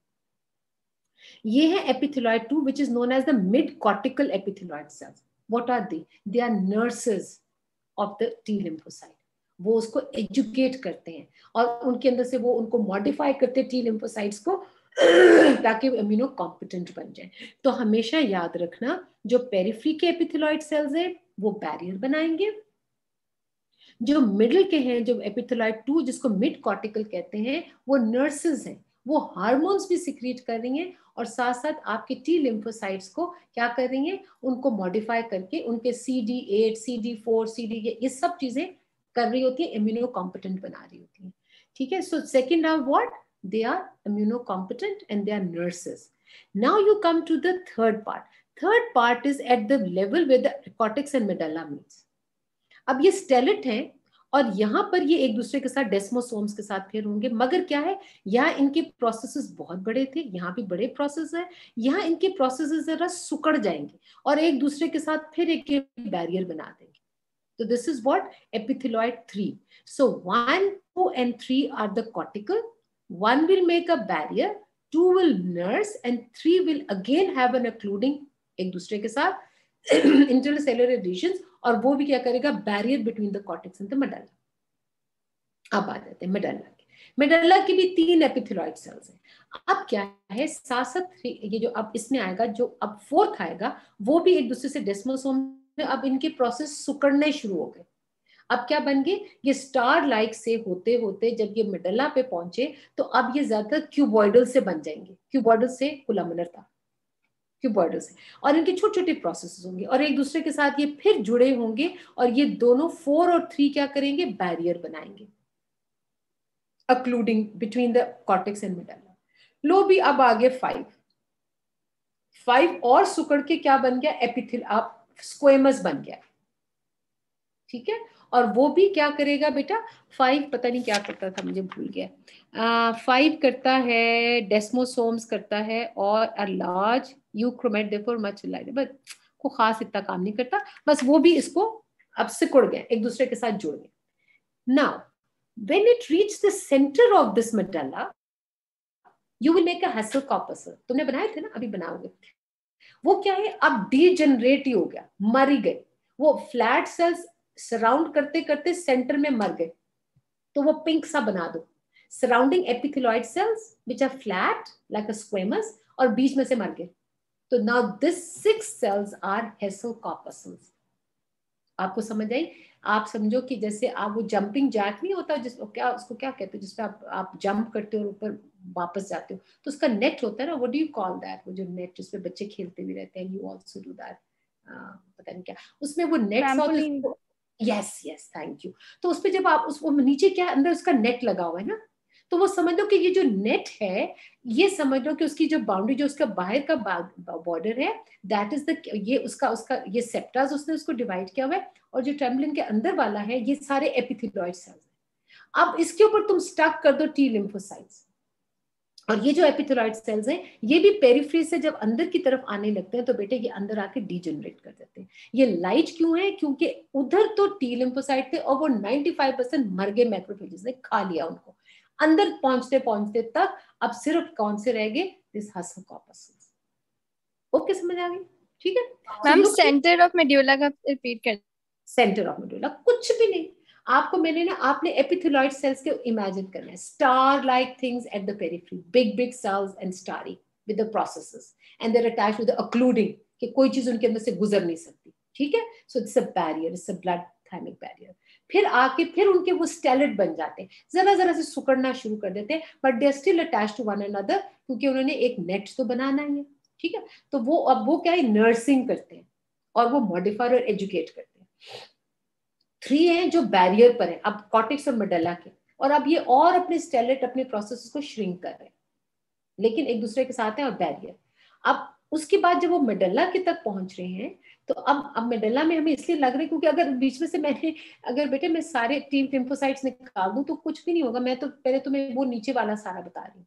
अब जब ये 4th पर आ जाते हैं तो वो मेडुला का शुरू है और बाउंड्री है दोनों की, वहां पर भी इनकी और वो श्रिंक होकर क्यूबॉइडल से बन जाते हैं, और ये भी बैरियर ही बनाते हैं। फिर अब ये 5 वाले और श्रिंक होकर स्क्वेमस बना रहे हैं, और अब ये ऐसा ऐसा डीजनरेट करें, कौन से सेल्स? एपिथेलियोइड सेल्स, एंडोडर्मल एंडोरिचर, and they are the only things जो नेटवर्क, लिम्फॉइड का नेटवर्क रेटिकुलर फाइबर्स ने बनाया था, स्प्लीन का नेटवर्क भी रेटिकुलर फाइबर्स ने बनाया था। एक वाहिद जगह है जहां पर network is replaced by the epithelioid cells. समझ आई? सो अब जब जिस सेंटर में ऑफ द मेडुला पहुंचे, अब ये बिल्कुल ही मर गए, और एपिथेलियोइड्स, ये जो फ्लैट सेल्स थे पहले तो अलग थे, अब ये क्या करें, वर्ल लाइक अपीयरेंस होगी, वर्ल वर्ल सा बनाएंगे, और उसका सेंटर बिल्कुल ही मर जाएगा। अभी मैं दिखाती हूँ, डोंट वरी। अच्छा, और अब ये लॉब्यूल्स कई दफा आपस में ये, अब इसमें ये टी लिम्फोसाइट्स है, ये मरते मरते बिल्कुल, और यहाँ सिर्फ 5% रह गए, यहाँ 95%। ठीक होगा? अब ये देखो मैम जी, ये देखो, अब ये नजर आया, यहाँ टी लिम्फोसाइट कम हो गए और ये क्या फ्लैट सेल्स बन गए, बीच में डीजनरेट कर गया। Now this is hassle corpuscle. What is hassle corpuscle? Hassle corpuscle is the final 6th variety of epithelioid cells which is the degenerated part of the epithelioid cell in the center of a medulla of each lobule। और इसमें एक भी हो सकता है, 2 भी हो सकता है, जरूरी नहीं कि एक हर एक में होगा। और ये हाउ इट इज फॉर्म, आपने बेटे फ्लैट सेल्स बनाए स्क्वेमस की तरह, और सेंटर में ना जैसे आपने एक पिंक सा एक स्पॉट बना दी, सिंपल, और ये लिम्फोसाइट्स है दूर दूर पड़े, तो तभी ये देख, अगर यहाँ ये ज्यादा होते तो ये ऑब्सक्योर कर जाते इसको भी, सिंपल। ठीक है, सो ये जो एपिथेलियो रेटिकुलर सेल्स हैं, ये रेटिकुलर स्ट्रोमा बनाते हैं। That's the only difference between the thymus and the rest of them. Arise from the endodermal epithelium and produce a cellular reticulum. Network इन्होंने एंडोडर्म में बनाया। No reticular fiber is associated with these cells. No. And what do they secrete? They secrete hormones. 4 hormone secrete करते हैं बेटा, ये 4 hormones. And what are they? It is no, कौन कौन से होते हैं? और ये पैराक्राइन है, खुद ही करके 7 वाले थाइमोसाइट्स को अफेक्ट करे, ब्लड में जाने की उनको जरूरत नहीं है। ऐसी सिक्रीशन, ऐसा हार्मोन जो सिक्रीट हो और अपने नेबरहुड में जाए और ब्लड में जाके पूरी बॉडी में ना जाए, that is known as a paracrine hormone secretion. ठीक है, मोड है ये। और कौन कौन से? Thymopoietin, thymosin, thymulin and thymic humoral factor. Don't worry, किताबों में लिखा हुआ है, पढ़ लेना। तो 4 हार्मोन्स इन्होंने सिक्रीट किए। तो cell designated epithelial serve as a stroma and lymphocyte come to lie in the interest, इनके आपस में द सेलुलर रेटिकुलम के ऊपर नीचे हो गया। Reticular I have a feature of both epithelial and reticular cell की तरह की दोनों के फीचर्स हैं। Provide a framework for developing T lymphocyte, correspond to the reticular cells and their associated reticular fibers in the other lymphocyte, उनके साथ ये match करते हैं। Reticular connective tissue cells and their fibers, however, are not present in the thymic parapet. ये नहीं है. इसमें क्या है? इसका रेटिकुलर फाइबर क्या है? By the epithelioid cells. Cell exhibit characteristics of an epithelium such as intercellular cell indentations and intermediate filament. तभी इनको epithelioid कहते हैं. क्यों? क्योंकि endodermal है. Lymphocytes. They are multipotential lymphoid stem cell. यहाँ से originate करते हैं. T lymphocyte migrate into the endodermal rudiments in the embryo, derive from the yolk sac and the red bone marrow, proliferate and becomes the immunologically competent, differentiate into thymic dependent cell या T lymphocyte. ये capsule, ये अंदर ट्यूबैकुली, ये एक globule, और कई दफा एक एक ग्लोब्यूल इकट्ठा सारे 2-4 मिल गए आपस में, और उन्होंने सारों ने अपना मेडल्ला कॉमन कर दिया, सारों ने बाहर रखना पे. तो एक ग्लोब्यूल एक भी हो सकता है और एक ग्लोब्यूल में 2-3 ग्लोब्यूल्स भी मर्ज कर सकते हैं. ठीक है. अब ये देखो, ये हैसल कॉर्पस है. आप कह रहे थे ना क्या? Present in the medulla, made by the flat non secreting epitheloid cell type 6 reticular epithelial, arranged in a concentric layer that have keratinised, और इनमें केराटिनाइजेशन होती है. Only find in the thymus. अगर तुम ऐसा देखो और बीच में ये हैसल आए तो ये थाइमस. अब ब्लड थाइमस बैरियर क्या है? Blood from the inferior thyroid artery and internal thyroid artery enter into the thymus. Epithelial cells form a sheath. अब क्या करते हैं? जो बाहर ब्लड वेसल्स पड़े हुए थे ट्यूबैकुलर में, उनके अराउंड ये एपिथेलॉइड सेल, उनके इर्द गिर्द एक आपके शीट बना देते हैं. ठीक है. और क्या करते हैं? Around the capillaries to form a barrier to the ये वाले सेल जो टाइप 1 है, entry of the antigen material into the space between the epithelioid cell. और दूसरा क्या है? Efferent lymphatic transport the lymph and lymphocyte away. इसके अंदर एफरेंट कोई नहीं होता. और ये 3 जो है ये कॉर्टेक्स में होते हैं, 3 मेडल्ला में, और ये हैसल कॉर्पस सेल. और ये दोनों बाउंड्रीज बनाएंगे, ये नर्चरिंग करेंगे, ये भी एजुकेट करेंगे, ये भी एजुकेट, और ये डिजेनरेट करेंगे. ये देखो, अगर तुम्हें ऐसा नजर आए, ओए देखो ये स्प्लीन, ओ लिम्फ नोड देखा कैसा है? ये साइड पे पड़ा है सारे लिम्फ, और यहाँ पर मेडलरी. ठीक है. ये क्या है? Lymph node. अच्छा, ये क्या है? अगर तुम्हें ये कैरेटिनाइज नजर आए सेप्टाज और ये, और आपको लिम्फ नोड ऐसे नजर आए, तो ये क्या? अगर इस इतनी डेंस कनेक्ट आपको टॉन्स शाबाद. और ये देखो, ये कैप्सूल है और ये मसल्स नीचे नजर आ रहे हैं. समझ आ गई? इतने मजे की चीज है. अब ये देखो स्प्लीन इररेगुलर, ये डेंस कनेक्टिव टिश्यू है, और ये इररेगुलर पड़े, ये भी पड़ा, ये भी पड़ा, ये रेड पल्प, ये व्हाइट पल्प, और ये ट्यूबैकुलर. ये देखो एक्सेंट्रिकली ये प्लेस्ड है. ठीक है. और ये मैंने थाइमस बनाया. हाँ थाइमस बनाया. ये कैप्सूल है और इसके अंदर एक लॉब्यूल बना है, ये ट्यूबैकुली, और ये आपके 1-2 लॉब्यूल साथ मिल गए. ये अलग-अलग ये पड़े हैं. इसमें देखो ये हमें नजर नहीं है, बल्कि इससे भी ज्यादा डेंस करना क्योंकि ये हमने न्यूक्लियस बनाया था, साइटोप्लाज्म इनका लिम्फोसाइट्स का नहीं बनता. ये हमने एक लॉब्यूल, दूसरा लॉब्यूल, तीसरा लॉब्यूल, और इसमें देखो यहाँ पहले ये स्टारी था, हम नहीं देख सके क्योंकि ऑब्स्क्योर्ड है. फिर यहाँ ये 2 है, यहाँ 3 है, ये 4 फ्लैट हो गया. ये फ्लैट होते होते ये बन के नीचे डिजेनरेट. ये देखो ये थाइमस है, ऐसा नजर आएगा. अगर तुम्हें ऐसे ये नजर आए, और ये अब इसमें कॉर्टेक्स मेडल्ला नजर आ रहा है, और बीच में ये देखो ये हैसल कॉर्पस, ये हैसल कॉर्पस. ठीक है. ये हैसल कॉर्पस. चलो खत्म, मेरा गला बैठ गया. अच्छा, अब आपको ये दिया जाता है कि सॉलिड ऑर्गन है और ये हॉलो ऑर्गन. हॉलो ऑर्गन में पैलेटाइन टॉन्सिल है. किससे होता है उसका mucosa? Stratified squamous non keratinised epithelium with numerous lymphocyte nodules in the underlining lamina propria. Submucosa absent होता है, मस्कुलरिस एक्सटर्नल एब्सेंट, और उसके बाहर कनेक्टिव टिश्यू वो होता है, कैप्सूल सा होता है, बाहर होता है कनेक्टिव टिश्यू. म्यूकोसा होगा लेकिन बाहर कैप्सूल होगा, और उसके बाहर आपकी फेरिंजियल वेसल के वो होंगे, क्या कहते हैं, मसल पड़े होंगे, फेरिंग्स के मसल्स पड़े होंगे, skeletal muscle. Lymph node, stroma and parenchyma. Stroma किस तरह? Capsule, dense connective tissue with descendent septas of trabecular into the parenchyma. Supporting tissue is formed by the reticular fibres. अब thymus, इसका stroma, capsule dense connective tissue which send in the septas and trabecula into the parenchyma. Supporting framework is formed by the thymoepithelioid cells. ये different है, ये reticular से था, ये, और ये 6 variety. Capsules of the dense connective tissue, ये वही वाली बात जो मैंने यहाँ की. अब पेरेन्काइमा, कॉर्टेक्स है, हर लिम्फ नोड के अंदर एक पूरे के पूरे. फिर हम लोग लिम्फ नोड और स्प्लीन के स्ट्रोमा को डिफरेंशिएट कैसे करेंगे? उसके तो सेम ही है काइंड ऑफ, मतलब फीचर्स. देखो बेटा ऐसे है कि अगर तुम्हें, जैसे तुमने नीचे देखा और तुम्हें एक ब्लू सी चीज नजर आई, red bulb bulb white.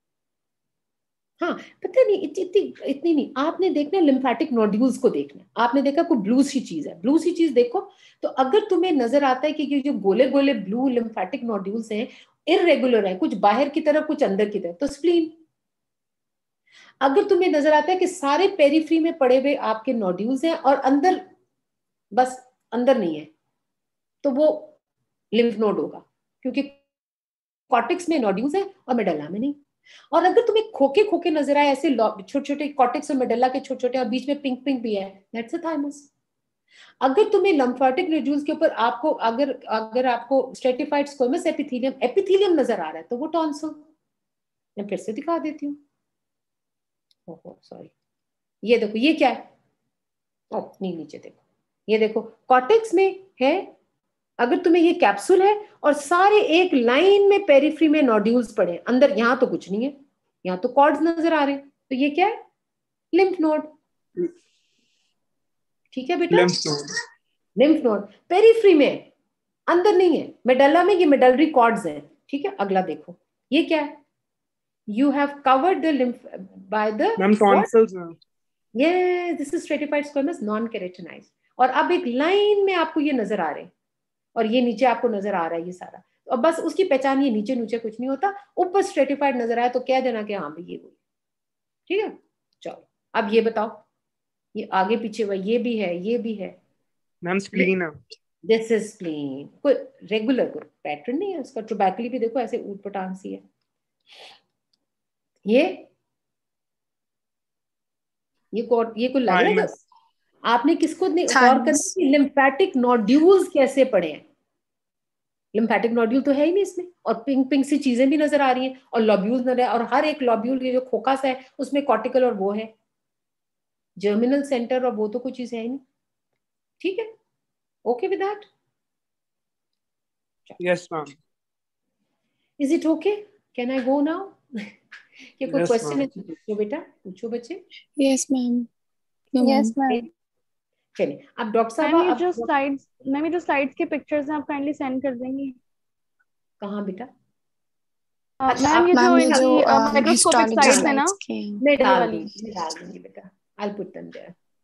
Okay बेटा, Thank you, ma'am. चलो Allah Hafiz. वेलकम। और बेटा अब किसकी क्लास है, डॉक्टर यशमीन की? अच्छा हाँ जी मैम।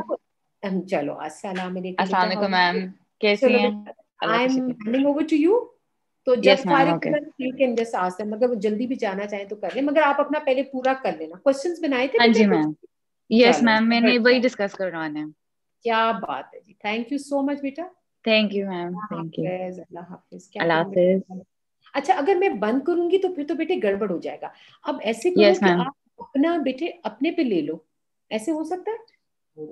हाँ बेटे यस इनको ना, ताकि मैं फिर इसको बंद कर दूं, है? ठीक है मैम, मैं लिंक भेज देती हूँ बच्चों को। ऐसे हो सकता है, लिंक बना के भेज दूं, अगर बना के भेज सकते हो तो ठीक है, वरना मैं ऑन रखती हूँ, कोई बात नहीं, आप करो, कुछ नहीं होता। ठीक है, ओके बेटा, चलिए सही। अल्लाह हाफिज, and please read it from your book and it becomes very easy after that. अच्छा जी, अल्लाह हाफिज, चलो खुला रहने देते हो बेटा, बच्चों को ऐसे कंफ्यूजन ना। अब पढ़े ठीक है मैम। अस्सलाम वालेकुम, कैसे हो बच्चों? Walaikum Assalam. वालेकुम सलाम वालेकुम मैम। अस्सलाम मैम। अच्छा, just give me a second. I'm trying to share my screen and I'm doing it on my phone. I can't figure it out. Just give me 1 second. लेकिन basically हमने आज जो है we're going to be discussing a few MCQs. ठीक है? Because I feel like आप लोग उसमें थोड़ा बहुत lag कर रहे हो. अच्छा, let me see.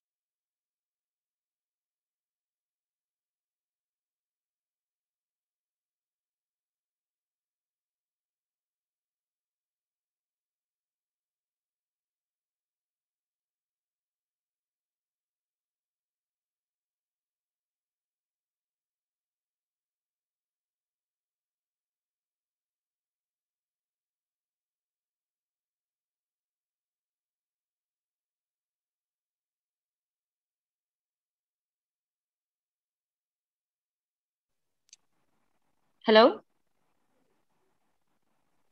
Can everyone hear me? Yes, ma'am. अच्छा, just give me 1 second. ठीक है, just give me 1 second.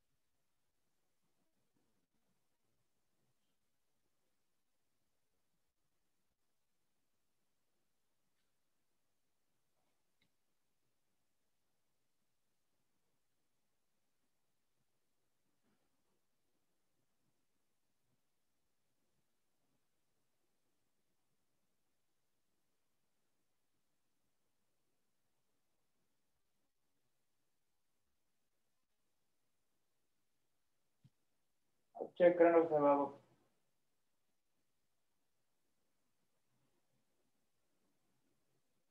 अब हो जाएगी। Okay, sorry everybody. Chalo, let's start. Can you see these photos?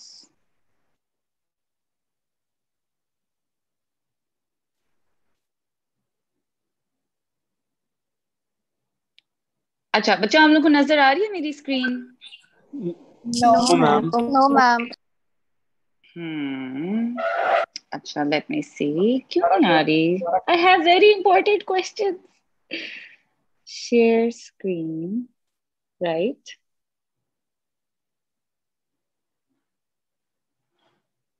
God. अच्छा चलो, anyway, I'll just ask you the questions then. मेरा plan था कि I will show you the MCQs, लेकिन वो नहीं हो रहा, कोई बात नहीं. अच्छा, MCQs हैं, ठीक है? So you're going to answer, and जितने अगर ज़्यादा अच्छे answers किए तो फिर end पे I will show you guys a cute little gift. ठीक है?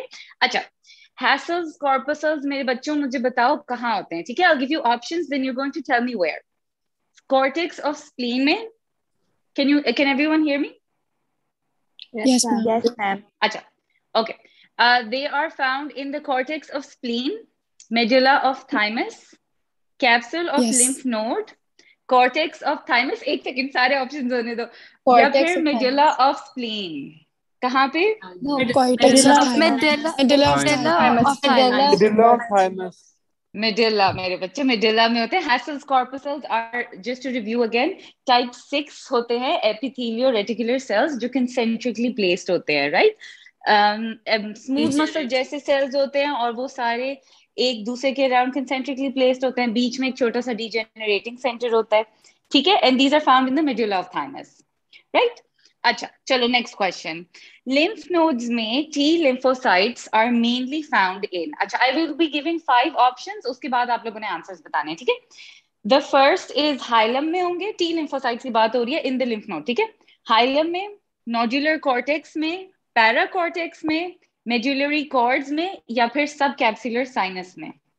Paracortex. Yes. Very good, very good. अच्छा, बॉयज ने भी जवाब देना मेरे बच्चों. It's girls versus boys. चलो, लड़कों ने भी जवाब देना है, ठीक है? we'll see who wins in the end, girls or boys. अच्छा चलो, osteoblasts, ठीक है? remember we did bone, so osteoblasts they are found where? Interstitial concentric lamella में, एंडोस्टियम में, बोन मैरो में, लूज कनेक्टिव टिश्यू में, या फिर आर्टिकुलर सरफेस पे? मैम रिपीट ऑप्शंस मैम वो पहले वाला मैम ऑप्शंस रिपीट कर दें। रिपीट करती हूँ, मैं वाला रिपीट करती हूँ मेरे बच्चों। इंटरस्टिशियल कंसेंट्रिक लैमिना में पड़े होंगे ऑस्टियोब्लास्ट, एंडोस्टियम में पड़े होंगे, बोन मैरो में होंगे, लूज कनेक्टिव टिश्यू, या फिर आर्टिकुलर सरफेस? इंटरस्टिशियल मैम ये इंटरस्टिशियल वाला इंटरस्टिशियल लैमिना में No, but the question is osteoblast, right? वो जो हमने interstitial में किए हुए हैं, those are osteocytes. Endosteum ma'am. Endosteum. Endosteum and Very good. Endosteum में पड़े होते हैं osteoblasts. ठीक है? अच्छा. Remember endosteum किधर है? Do you guys remember from the? outside medullary cavity. हाँ जी. Very good. Very good. चलो ठीक है. पेरियोस्टियम के अंदर Yes. Very good. चलो. अच्छा. Next question. Internal elastic lamina जो होता है, it is most clearly seen where? Inferior vena cava में, muscular arteries में, aorta में, arterioles, या फिर medium sized veins? मस्कुलर सबसे clear कहाँ नजर आएगा? Muscular arteries. Muscular artery. Very good. ठीक है. अच्छा. अब following जो भी मैं examples दूंगी, these are all cells of the connective tissue except which one? कौन सा connective tissue के अंदर नहीं मिलता? ठीक है? Myofibroblasts, Kupffer cells, lymphocytes, plasma cells, या फिर adipocytes? Ma'am, Mayo. Kupffer cells. मायो Kupffer cells नहीं बच्चों. कुफर सेल्स मैम माइक्रोफेजेस कुफर Yes, सेल तो they are लिवर में होता है क्या? macrophages. Yes, they are macrophages, specialized macrophages, and they're not a part of connective tissue, right? Yeah. Liver में सिर्फ नजर आते हैं, बाकी सारे टाइप्स जो है ना, these are cells that make up the connective tissue. ठीक है? Myofibroblasts जो हैं, they are going to differentiate into fibroblast cells. Plasma cells जो है वो भी पड़े होते हैं. These are all known as migrant cells of the connective tissue. जब आप लोगों ने शुरू में connective tissue पढ़ा होगा, तब आप लोगों को explain किया होगा, दो types of cells होते हैं connective tissue में. एक resident होते हैं, दूसरे migrant होते हैं, right? Resident में mesenchymal cells होते हैं, adipocytes होते हैं, fibroblasts होते हैं या myofibroblasts होते हैं. And then जो migrant cells होते हैं, जो इधर उधर हिल रहे होते हैं, कभी इधर जा रहे हैं, कभी उधर जा रहे हैं. These are, for example, lymphocytes होते हैं, plasma cells होते हैं, macrophages होते हैं, और बहुत सारे नाम होते हैं. ठीक है? Very good. चलो. अब है the following are classified as hyaline cartilage except. ठीक है? So all of these are hyaline cartilage except which one of these is not? Articular cartilage, tracheal cartilage, costal, cartilage of ear pinna, या फिर thyroid cartilage? Year पिना ma'am ये Thyroid, elastic होता है. That's an elastic cartilage yes ma'am, Yes, year yes, पिना में very elastic good. होता है. Very good. E से याद रखो, E से ear pinna, E से epiglottis, E से elastic cartilage. ठीक है? So all of these articular, tracheal, costal and thyroid, these are all examples of hyaline cartilage. सही है? So आप लोगों को question आ सकता है in your prof written में diagram draw करने के लिए आपको question आ सकता है कि draw hyaline cartilage और draw thyroid cartilage. ठीक है? So you're going to make hyaline cartilage जो इतना easy सा diagram है, outer fibrous layer आ गई, inner cellular layer आ गई, वो जो सारा perichondrium के साथ बना रहे हो. Except कौन से में perichondrium नहीं होगा? Ma'am, elastic. Ma'am articular Articular. तो फेब्रो शाबाश. कार्टिलेज में नहीं होता और आर्टिकुलर में. कार्टिलेज में भी नहीं होता आर्टिकुलर और कार्टिलेज होता है आर्टिकुलर, दोनों में पेरिकॉन्ड्रियम नहीं होगा. Very good. अच्छा, चलो moving on. Pseudo stratified columnar epithelium, ठीक है, it is characterised by 5 statements है, इनमें से कौन सी सही है? ठीक है?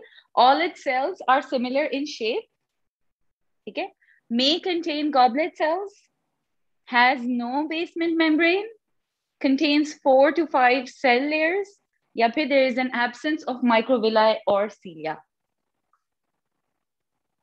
May contain goblet cells. goblet cells yes ma'am, may contain goblet cells. Yes, very good. बाकी सारे false statements हैं. Pseudostratified epithelium जो होती है, columnar epithelium, उसके cells में 2 types of cells होते हैं, right? और उसमें obviously basement membrane तो होगा, उसी के ऊपर तो cells बैठे होंगे. 4-5 सेल लेयर्स वाली कौन सी एग्जांपल होती है? मैम वो स्ट्रेटिफाइड Stratified. स्ट्रेटिफाइड होती है. Yes, very good. और माइक्रोविलाई और सीलिया तो होंगे, right? Pseudo stratified ciliated epithelium कहाँ पे होगी? Columnar ciliated. इंटेस्टाइन. एग्जांपल याद है किसी को? Intestine. No no no. Uterus वगैरह में जो होती है वहाँ. नहीं नहीं. वहाँ पे सीलिया प्रेजेंट है. Ma'am pseudo stratified ciliated. Bronchi में होंगे. You're close, close हो. लेकिन Trachea ब्रोंकाई में के हो गया. ऊपर जाओ. ट्रेकिया में. ट्रेकिया में. Trachea. See, सीलिया का क्या फंक्शन है? It has a to and fro movement, right? तो सीलिया ने बेसिकली किसी चीज को ऊपर या नीचे या कहीं साइड इधर उधर फेंकना है, सही है? तो क्या दो ही जगह है जहाँ पे सीलिया की ज्यादा जरूरत है. एक ट्रेकिया में उसने म्यूकस को ऊपर नीचे करना है, ठीक है, मतलब ऊपर करना है, away from the lungs, right? और दूसरा फिलोपियन ट्यूब में सीलिया ने जो है, हाँ, सीलिया ने ओवा को लेके जाना है from the ovary towards the body of the uterus, ठीक है? सो दो ही जगह हैं मोस्ट इंपॉर्टेंट जहां पे सीलिया होगा, ठीक है? अब जो यूट्रस है उसमें लाइनिंग जो होती है सिंपल कलमनर होती है. So if I ask you कि सिंपल कलमनर सीलिएटेड एपिथेलियम का है, that will be found in uterus and fallopian tube, ठीक है? जो सूडो स्ट्रेटिफाइड एपिथेलियम होगी, if that is ciliated, that will be found in the trachea. जब आप लोगों को अभी नेक्स्ट आप लोगों का नर्वस टिश्यू, उसके बाद फिर रेस्पिरेटरी सिस्टम होगा या पता नहीं थिक स्किन और स्किन होगी और फिर रेस्पिरेटरी, बट एनीवे आप लोगों को डिटेल में ज्यादा तब भी एक दफा करा देंगे, सो इंशाल्लाह यू विल रिमेंबर बेटर. अच्छा, anyway, largest connective tissue cells are fibroblasts, plasma cells, ma'am lymphocytes. Question repeat कर दें. Largest connective tissue cells, ठीक है? These are fibroblasts, plasma cells, lymphocytes, adipocytes या फिर macrophages. Ma'am adipocytes. Adipocytes. Adipocytes. Very good, very good. ठीक है. अब let me see, अगर मैं comments में picture भेज सकती हूँ, if I can do that, that will be great. Chat में भेज सकती हूँ. चैट में भेज सकती हूँ? Okay, that's great. Let me do that. क्योंकि मैंने आप लोगों से पूछना कि क्या है. Okay. How do I send it? Can someone please tell me? Who can see your messages? Wait, no, I can't send it here. Oh, I can. Ma'am WhatsApp के ग्रुप में सेंड कर दें आप. ओह हाँ, ये भी तो हो सकता है आप लोग फोन के पास ही हो. ठीक है ठीक है, स्मार्ट गर्ल, वेरी गुड. चलो एक सेकंड मैं भेजती हूँ, फिर आप लोग मुझे बताने कि क्या है, ठीक है? आइडेंटिफिकेशन बेसिकली मैं करवाना चाह रही हूँ. Yes ma'am. लाइट्स, चलो. ये आप लोगों ने मुझे बताना है. Is this, I will give you options, then you are going to tell me. Is this tibial artery? Is this aorta? Is this inferior vena cava? Is this a capillary or is this an arteriole? Ma'am, can you repeat the options? Ma'am ma'am options option repeat repeat कर कर दें. दें कहीं. मैं repeat करती हूँ. Tibial artery, aorta, inferior vena cava, capillary या फिर arteriole. मैम इंफीरियर वीना केवा. Inferior vena cava. Ma'am aorta और tibial artery. Aorta. Tibial Tibial artery. aorta और tibial artery में क्या फर्क होगा? मैम वो इलास्टिक होगी और aorta में tibial blood artery जो है ना ज्यादा muscular है. होगी. तो और ये टिबिया लेकिन में मस्कुलर मसल ज्यादा होंगे. शाबाश, स्मूथ मसल ठीक लेयर है. ज्यादा है. तो यहाँ पे जो है ना, if you pay a little more attention, I guess क्योंकि व्हाट्सएप पे तो वो पिक्सल्स इसके खराब हो गए, बट थोड़ी थोड़ी ना बहुत प्यारी सी स्मूथ मसल्स नजर आ रहे हैं. This really thick pink layer, this is all muscular, ठीक है? सारे स्मूथ मसल्स हैं. If you tibial zoom artery. इन, आप लोग Tibial इंशाल्लाह कॉलेज artery. वापस आओगे ना, तो हाँ, दिस इज टिबियल आर्टरी. आप लोग इंशाल्लाह कॉलेज वापस आओगे ना, लाइक अगर कभी खुला, तो I will show it you microscope पे. It's much better. उस पे you can zoom in and see कि this is a tibial artery, ठीक है? एक तो why is it not inferior vena cava? Because इसका लुमेन जो है that is patent. I will give you an example when की a few questions from now, ताकि आप लोगों को एकदम से वो ना क्लिक करे. बट एक तो इसका पेटेंट ल्यूमन है. पेटेंट ल्यूमन मीन्स क्या? कि सर्कुलर है पूरा, ठीक है? कोलैप्स नहीं हुआ हुआ, पूरा सर्कल है, उसी तरह पड़ा हुआ है. सो दैट्स व्हाई बाकी ऑप्शंस इसमें से निकल जाते हैं. आर्टरी सॉरी कैपिलरी और वेन तो नहीं हो सकता ये, ठीक है। कैपिलरी की दूसरी बात कि वो इतनी छोटी सी होती है, उसकी रिमेम्बर कि उसका मीडिया इतना थिक नहीं होगा, उसका एडवेंटिशिया इतना थिक नहीं होगा, छोटी सी एक ही इसकी बाहर लेयर होगी मसल की या फिर पेरिसाइट की, ठीक है। अच्छा, और सॉरी कैपिलरी में तो मसल होगा ही नहीं, पेरिसाइट होगी। अच्छा, vein because it's not collapsed, right? फिर पीछे रह जाते हैं तीन options. We've got tibial artery, we've got aorta, and we've got arteriole. Arteriole again ये नहीं हो सकता because इसका tunica media is really thick. Remember with arterioles we did के 2 layers होंगी maximum smooth muscles की in the tunica media. 2 to 5. Yes, और हाँ ठीक है। So but this is more than 10 layers at least. If you zoom in a little bit. Media तो thick जो है वो लार्ज वेन्स का भी होगा, जैसे वीना केवा लेकिन हाँ जी मेरे बच्चे उसका लेकिन उसका adventitia is the thickest one. इसका ट्यूनिक एडवेंटिशिया इसकी नहीं, और हम मस्कुलर ल्यूमेन लेयर देखेंगे। जितना also बहुत the बड़ा ल्यूमेन है। भी देखना है। मेरे प्यारे बच्चे ल्यूमेन देखो, lumen I will give you an example. When का भी मैं आप लोगों को दिखाती हूँ, फिर कॉन्ट्रास्ट, चलो वेन अभी दिखा देते हैं so that you can contrast and पता चल सकता है कि ल्यूमेन उसका देखो कितना कोलैप्स्ड है। It's very different. देखो वेन देखो और आर्टरी देखो। This is what I mean by patent lumen and collapsed lumen. मिली पिक्चर?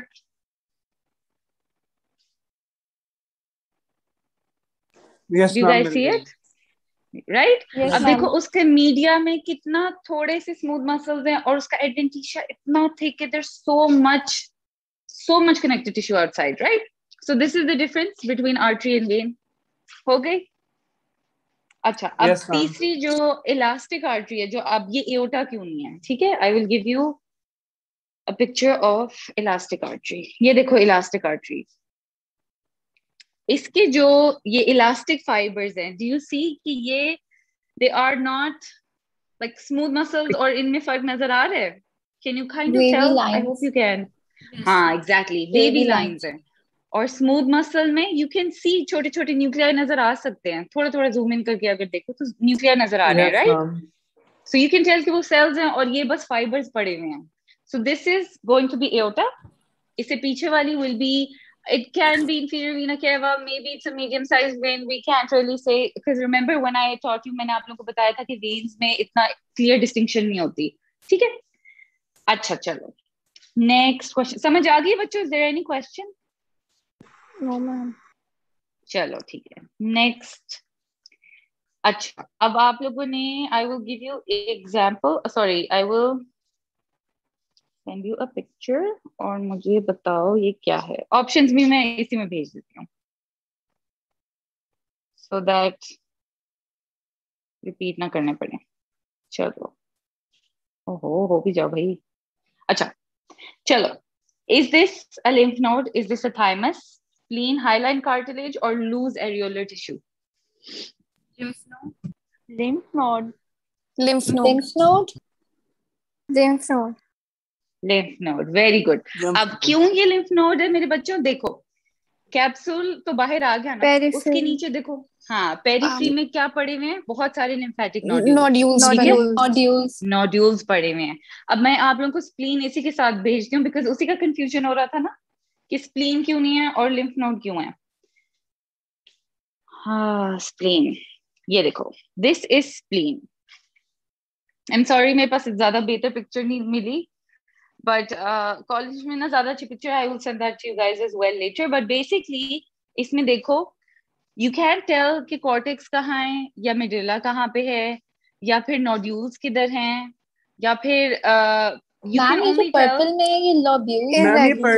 Yes, ma'am. पर्पल में, purple yes, ये नोड्यूल्स है and this is what white pulp, white ठीक है। pulp White but pulp. ये किस तरह पड़े हुए हैं? रैंडमली पड़े हुए हैं, they're not in the periphery, क्योंकि ये देखो सबसे नीचे की तरफ जो है ये कैप्सूल है, राइट? तो ये तो कहीं बीच में जाके पड़े हुए हैं, तो रैंडमली अरेंज्ड है। So what is this then? This thing.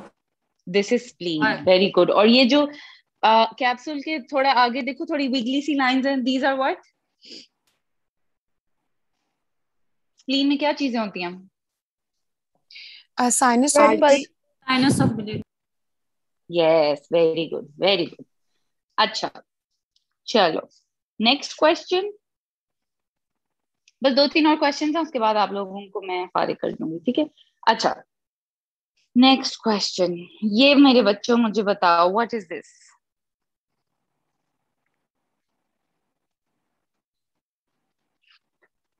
Is this hyaline cartilage? Is this fibrocartilage, adipose tissue, elastic cartilage या फिर elastic artery? Elastic cartilage. ठीक है, और बच्चे बताएं।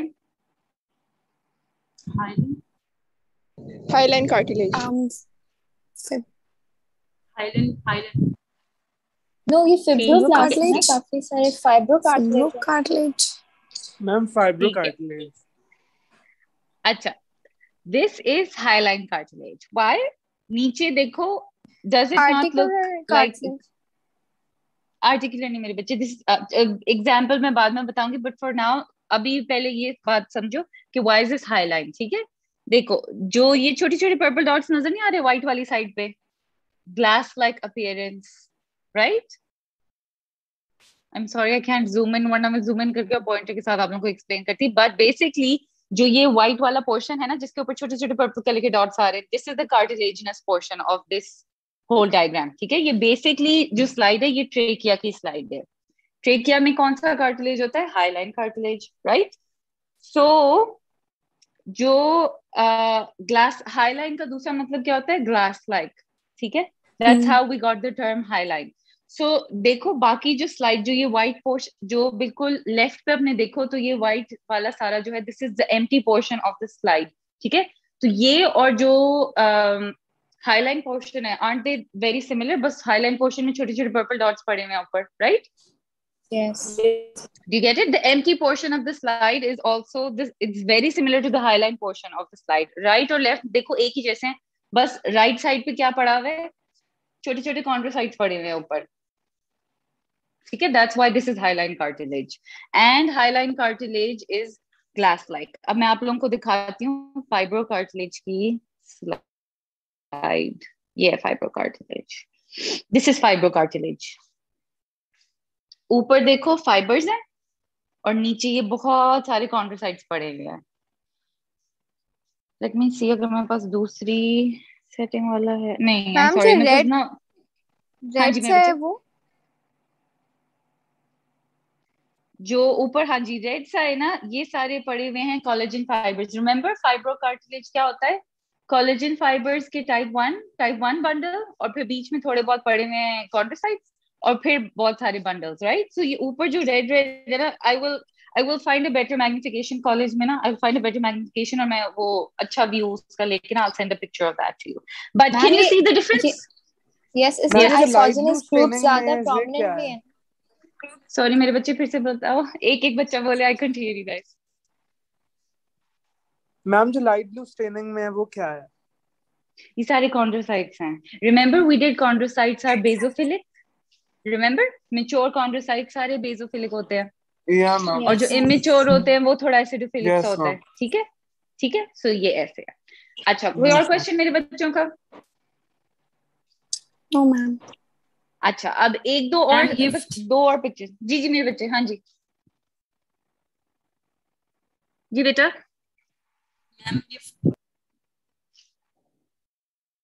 हाँ जी बेटा बोलो। मैंने कहा, आपने कहा था एंड पे मैं गिफ्ट भी दूंगी। हाँ, गिफ्ट मिलने लगा है। बस एक क्वेश्चन ये रह गया है, बस ये मुझे बता दो, what is this? Thymus, spleen, lymph node, palatine tonsil या lingual tonsil? Thymus. Yes. Thymus. Why is it क्योंकि thymus? इसमें lobules हैं। Lobules हैं और cortex और medulla नजर आ रही हैं। Very good, very good. Let me see little thymic corpuscles. अच्छा बच्चों, this is the gift. This is my little cat. Pookie उठो. Thank you for participating in today's lecture. चलो सही है बच्चों। I hope you guys like it. I'm sorry जिनको cats नहीं पसंद उनके लिए probably मैं वो सो रही थे। Spooky. He's a boy. Spooky. He's a little boy. Actually not little, he's 8 years old, mashallah. लेकिन चलो, have a good day मेरे बच्चों, ठीक है, thank you ma'am, you too. Thank you Allah ma'am. हाफिज बच्चों, अल्लाह हाफिज, अल्लाह हाफिज मैम। अल्लाह हाफिज।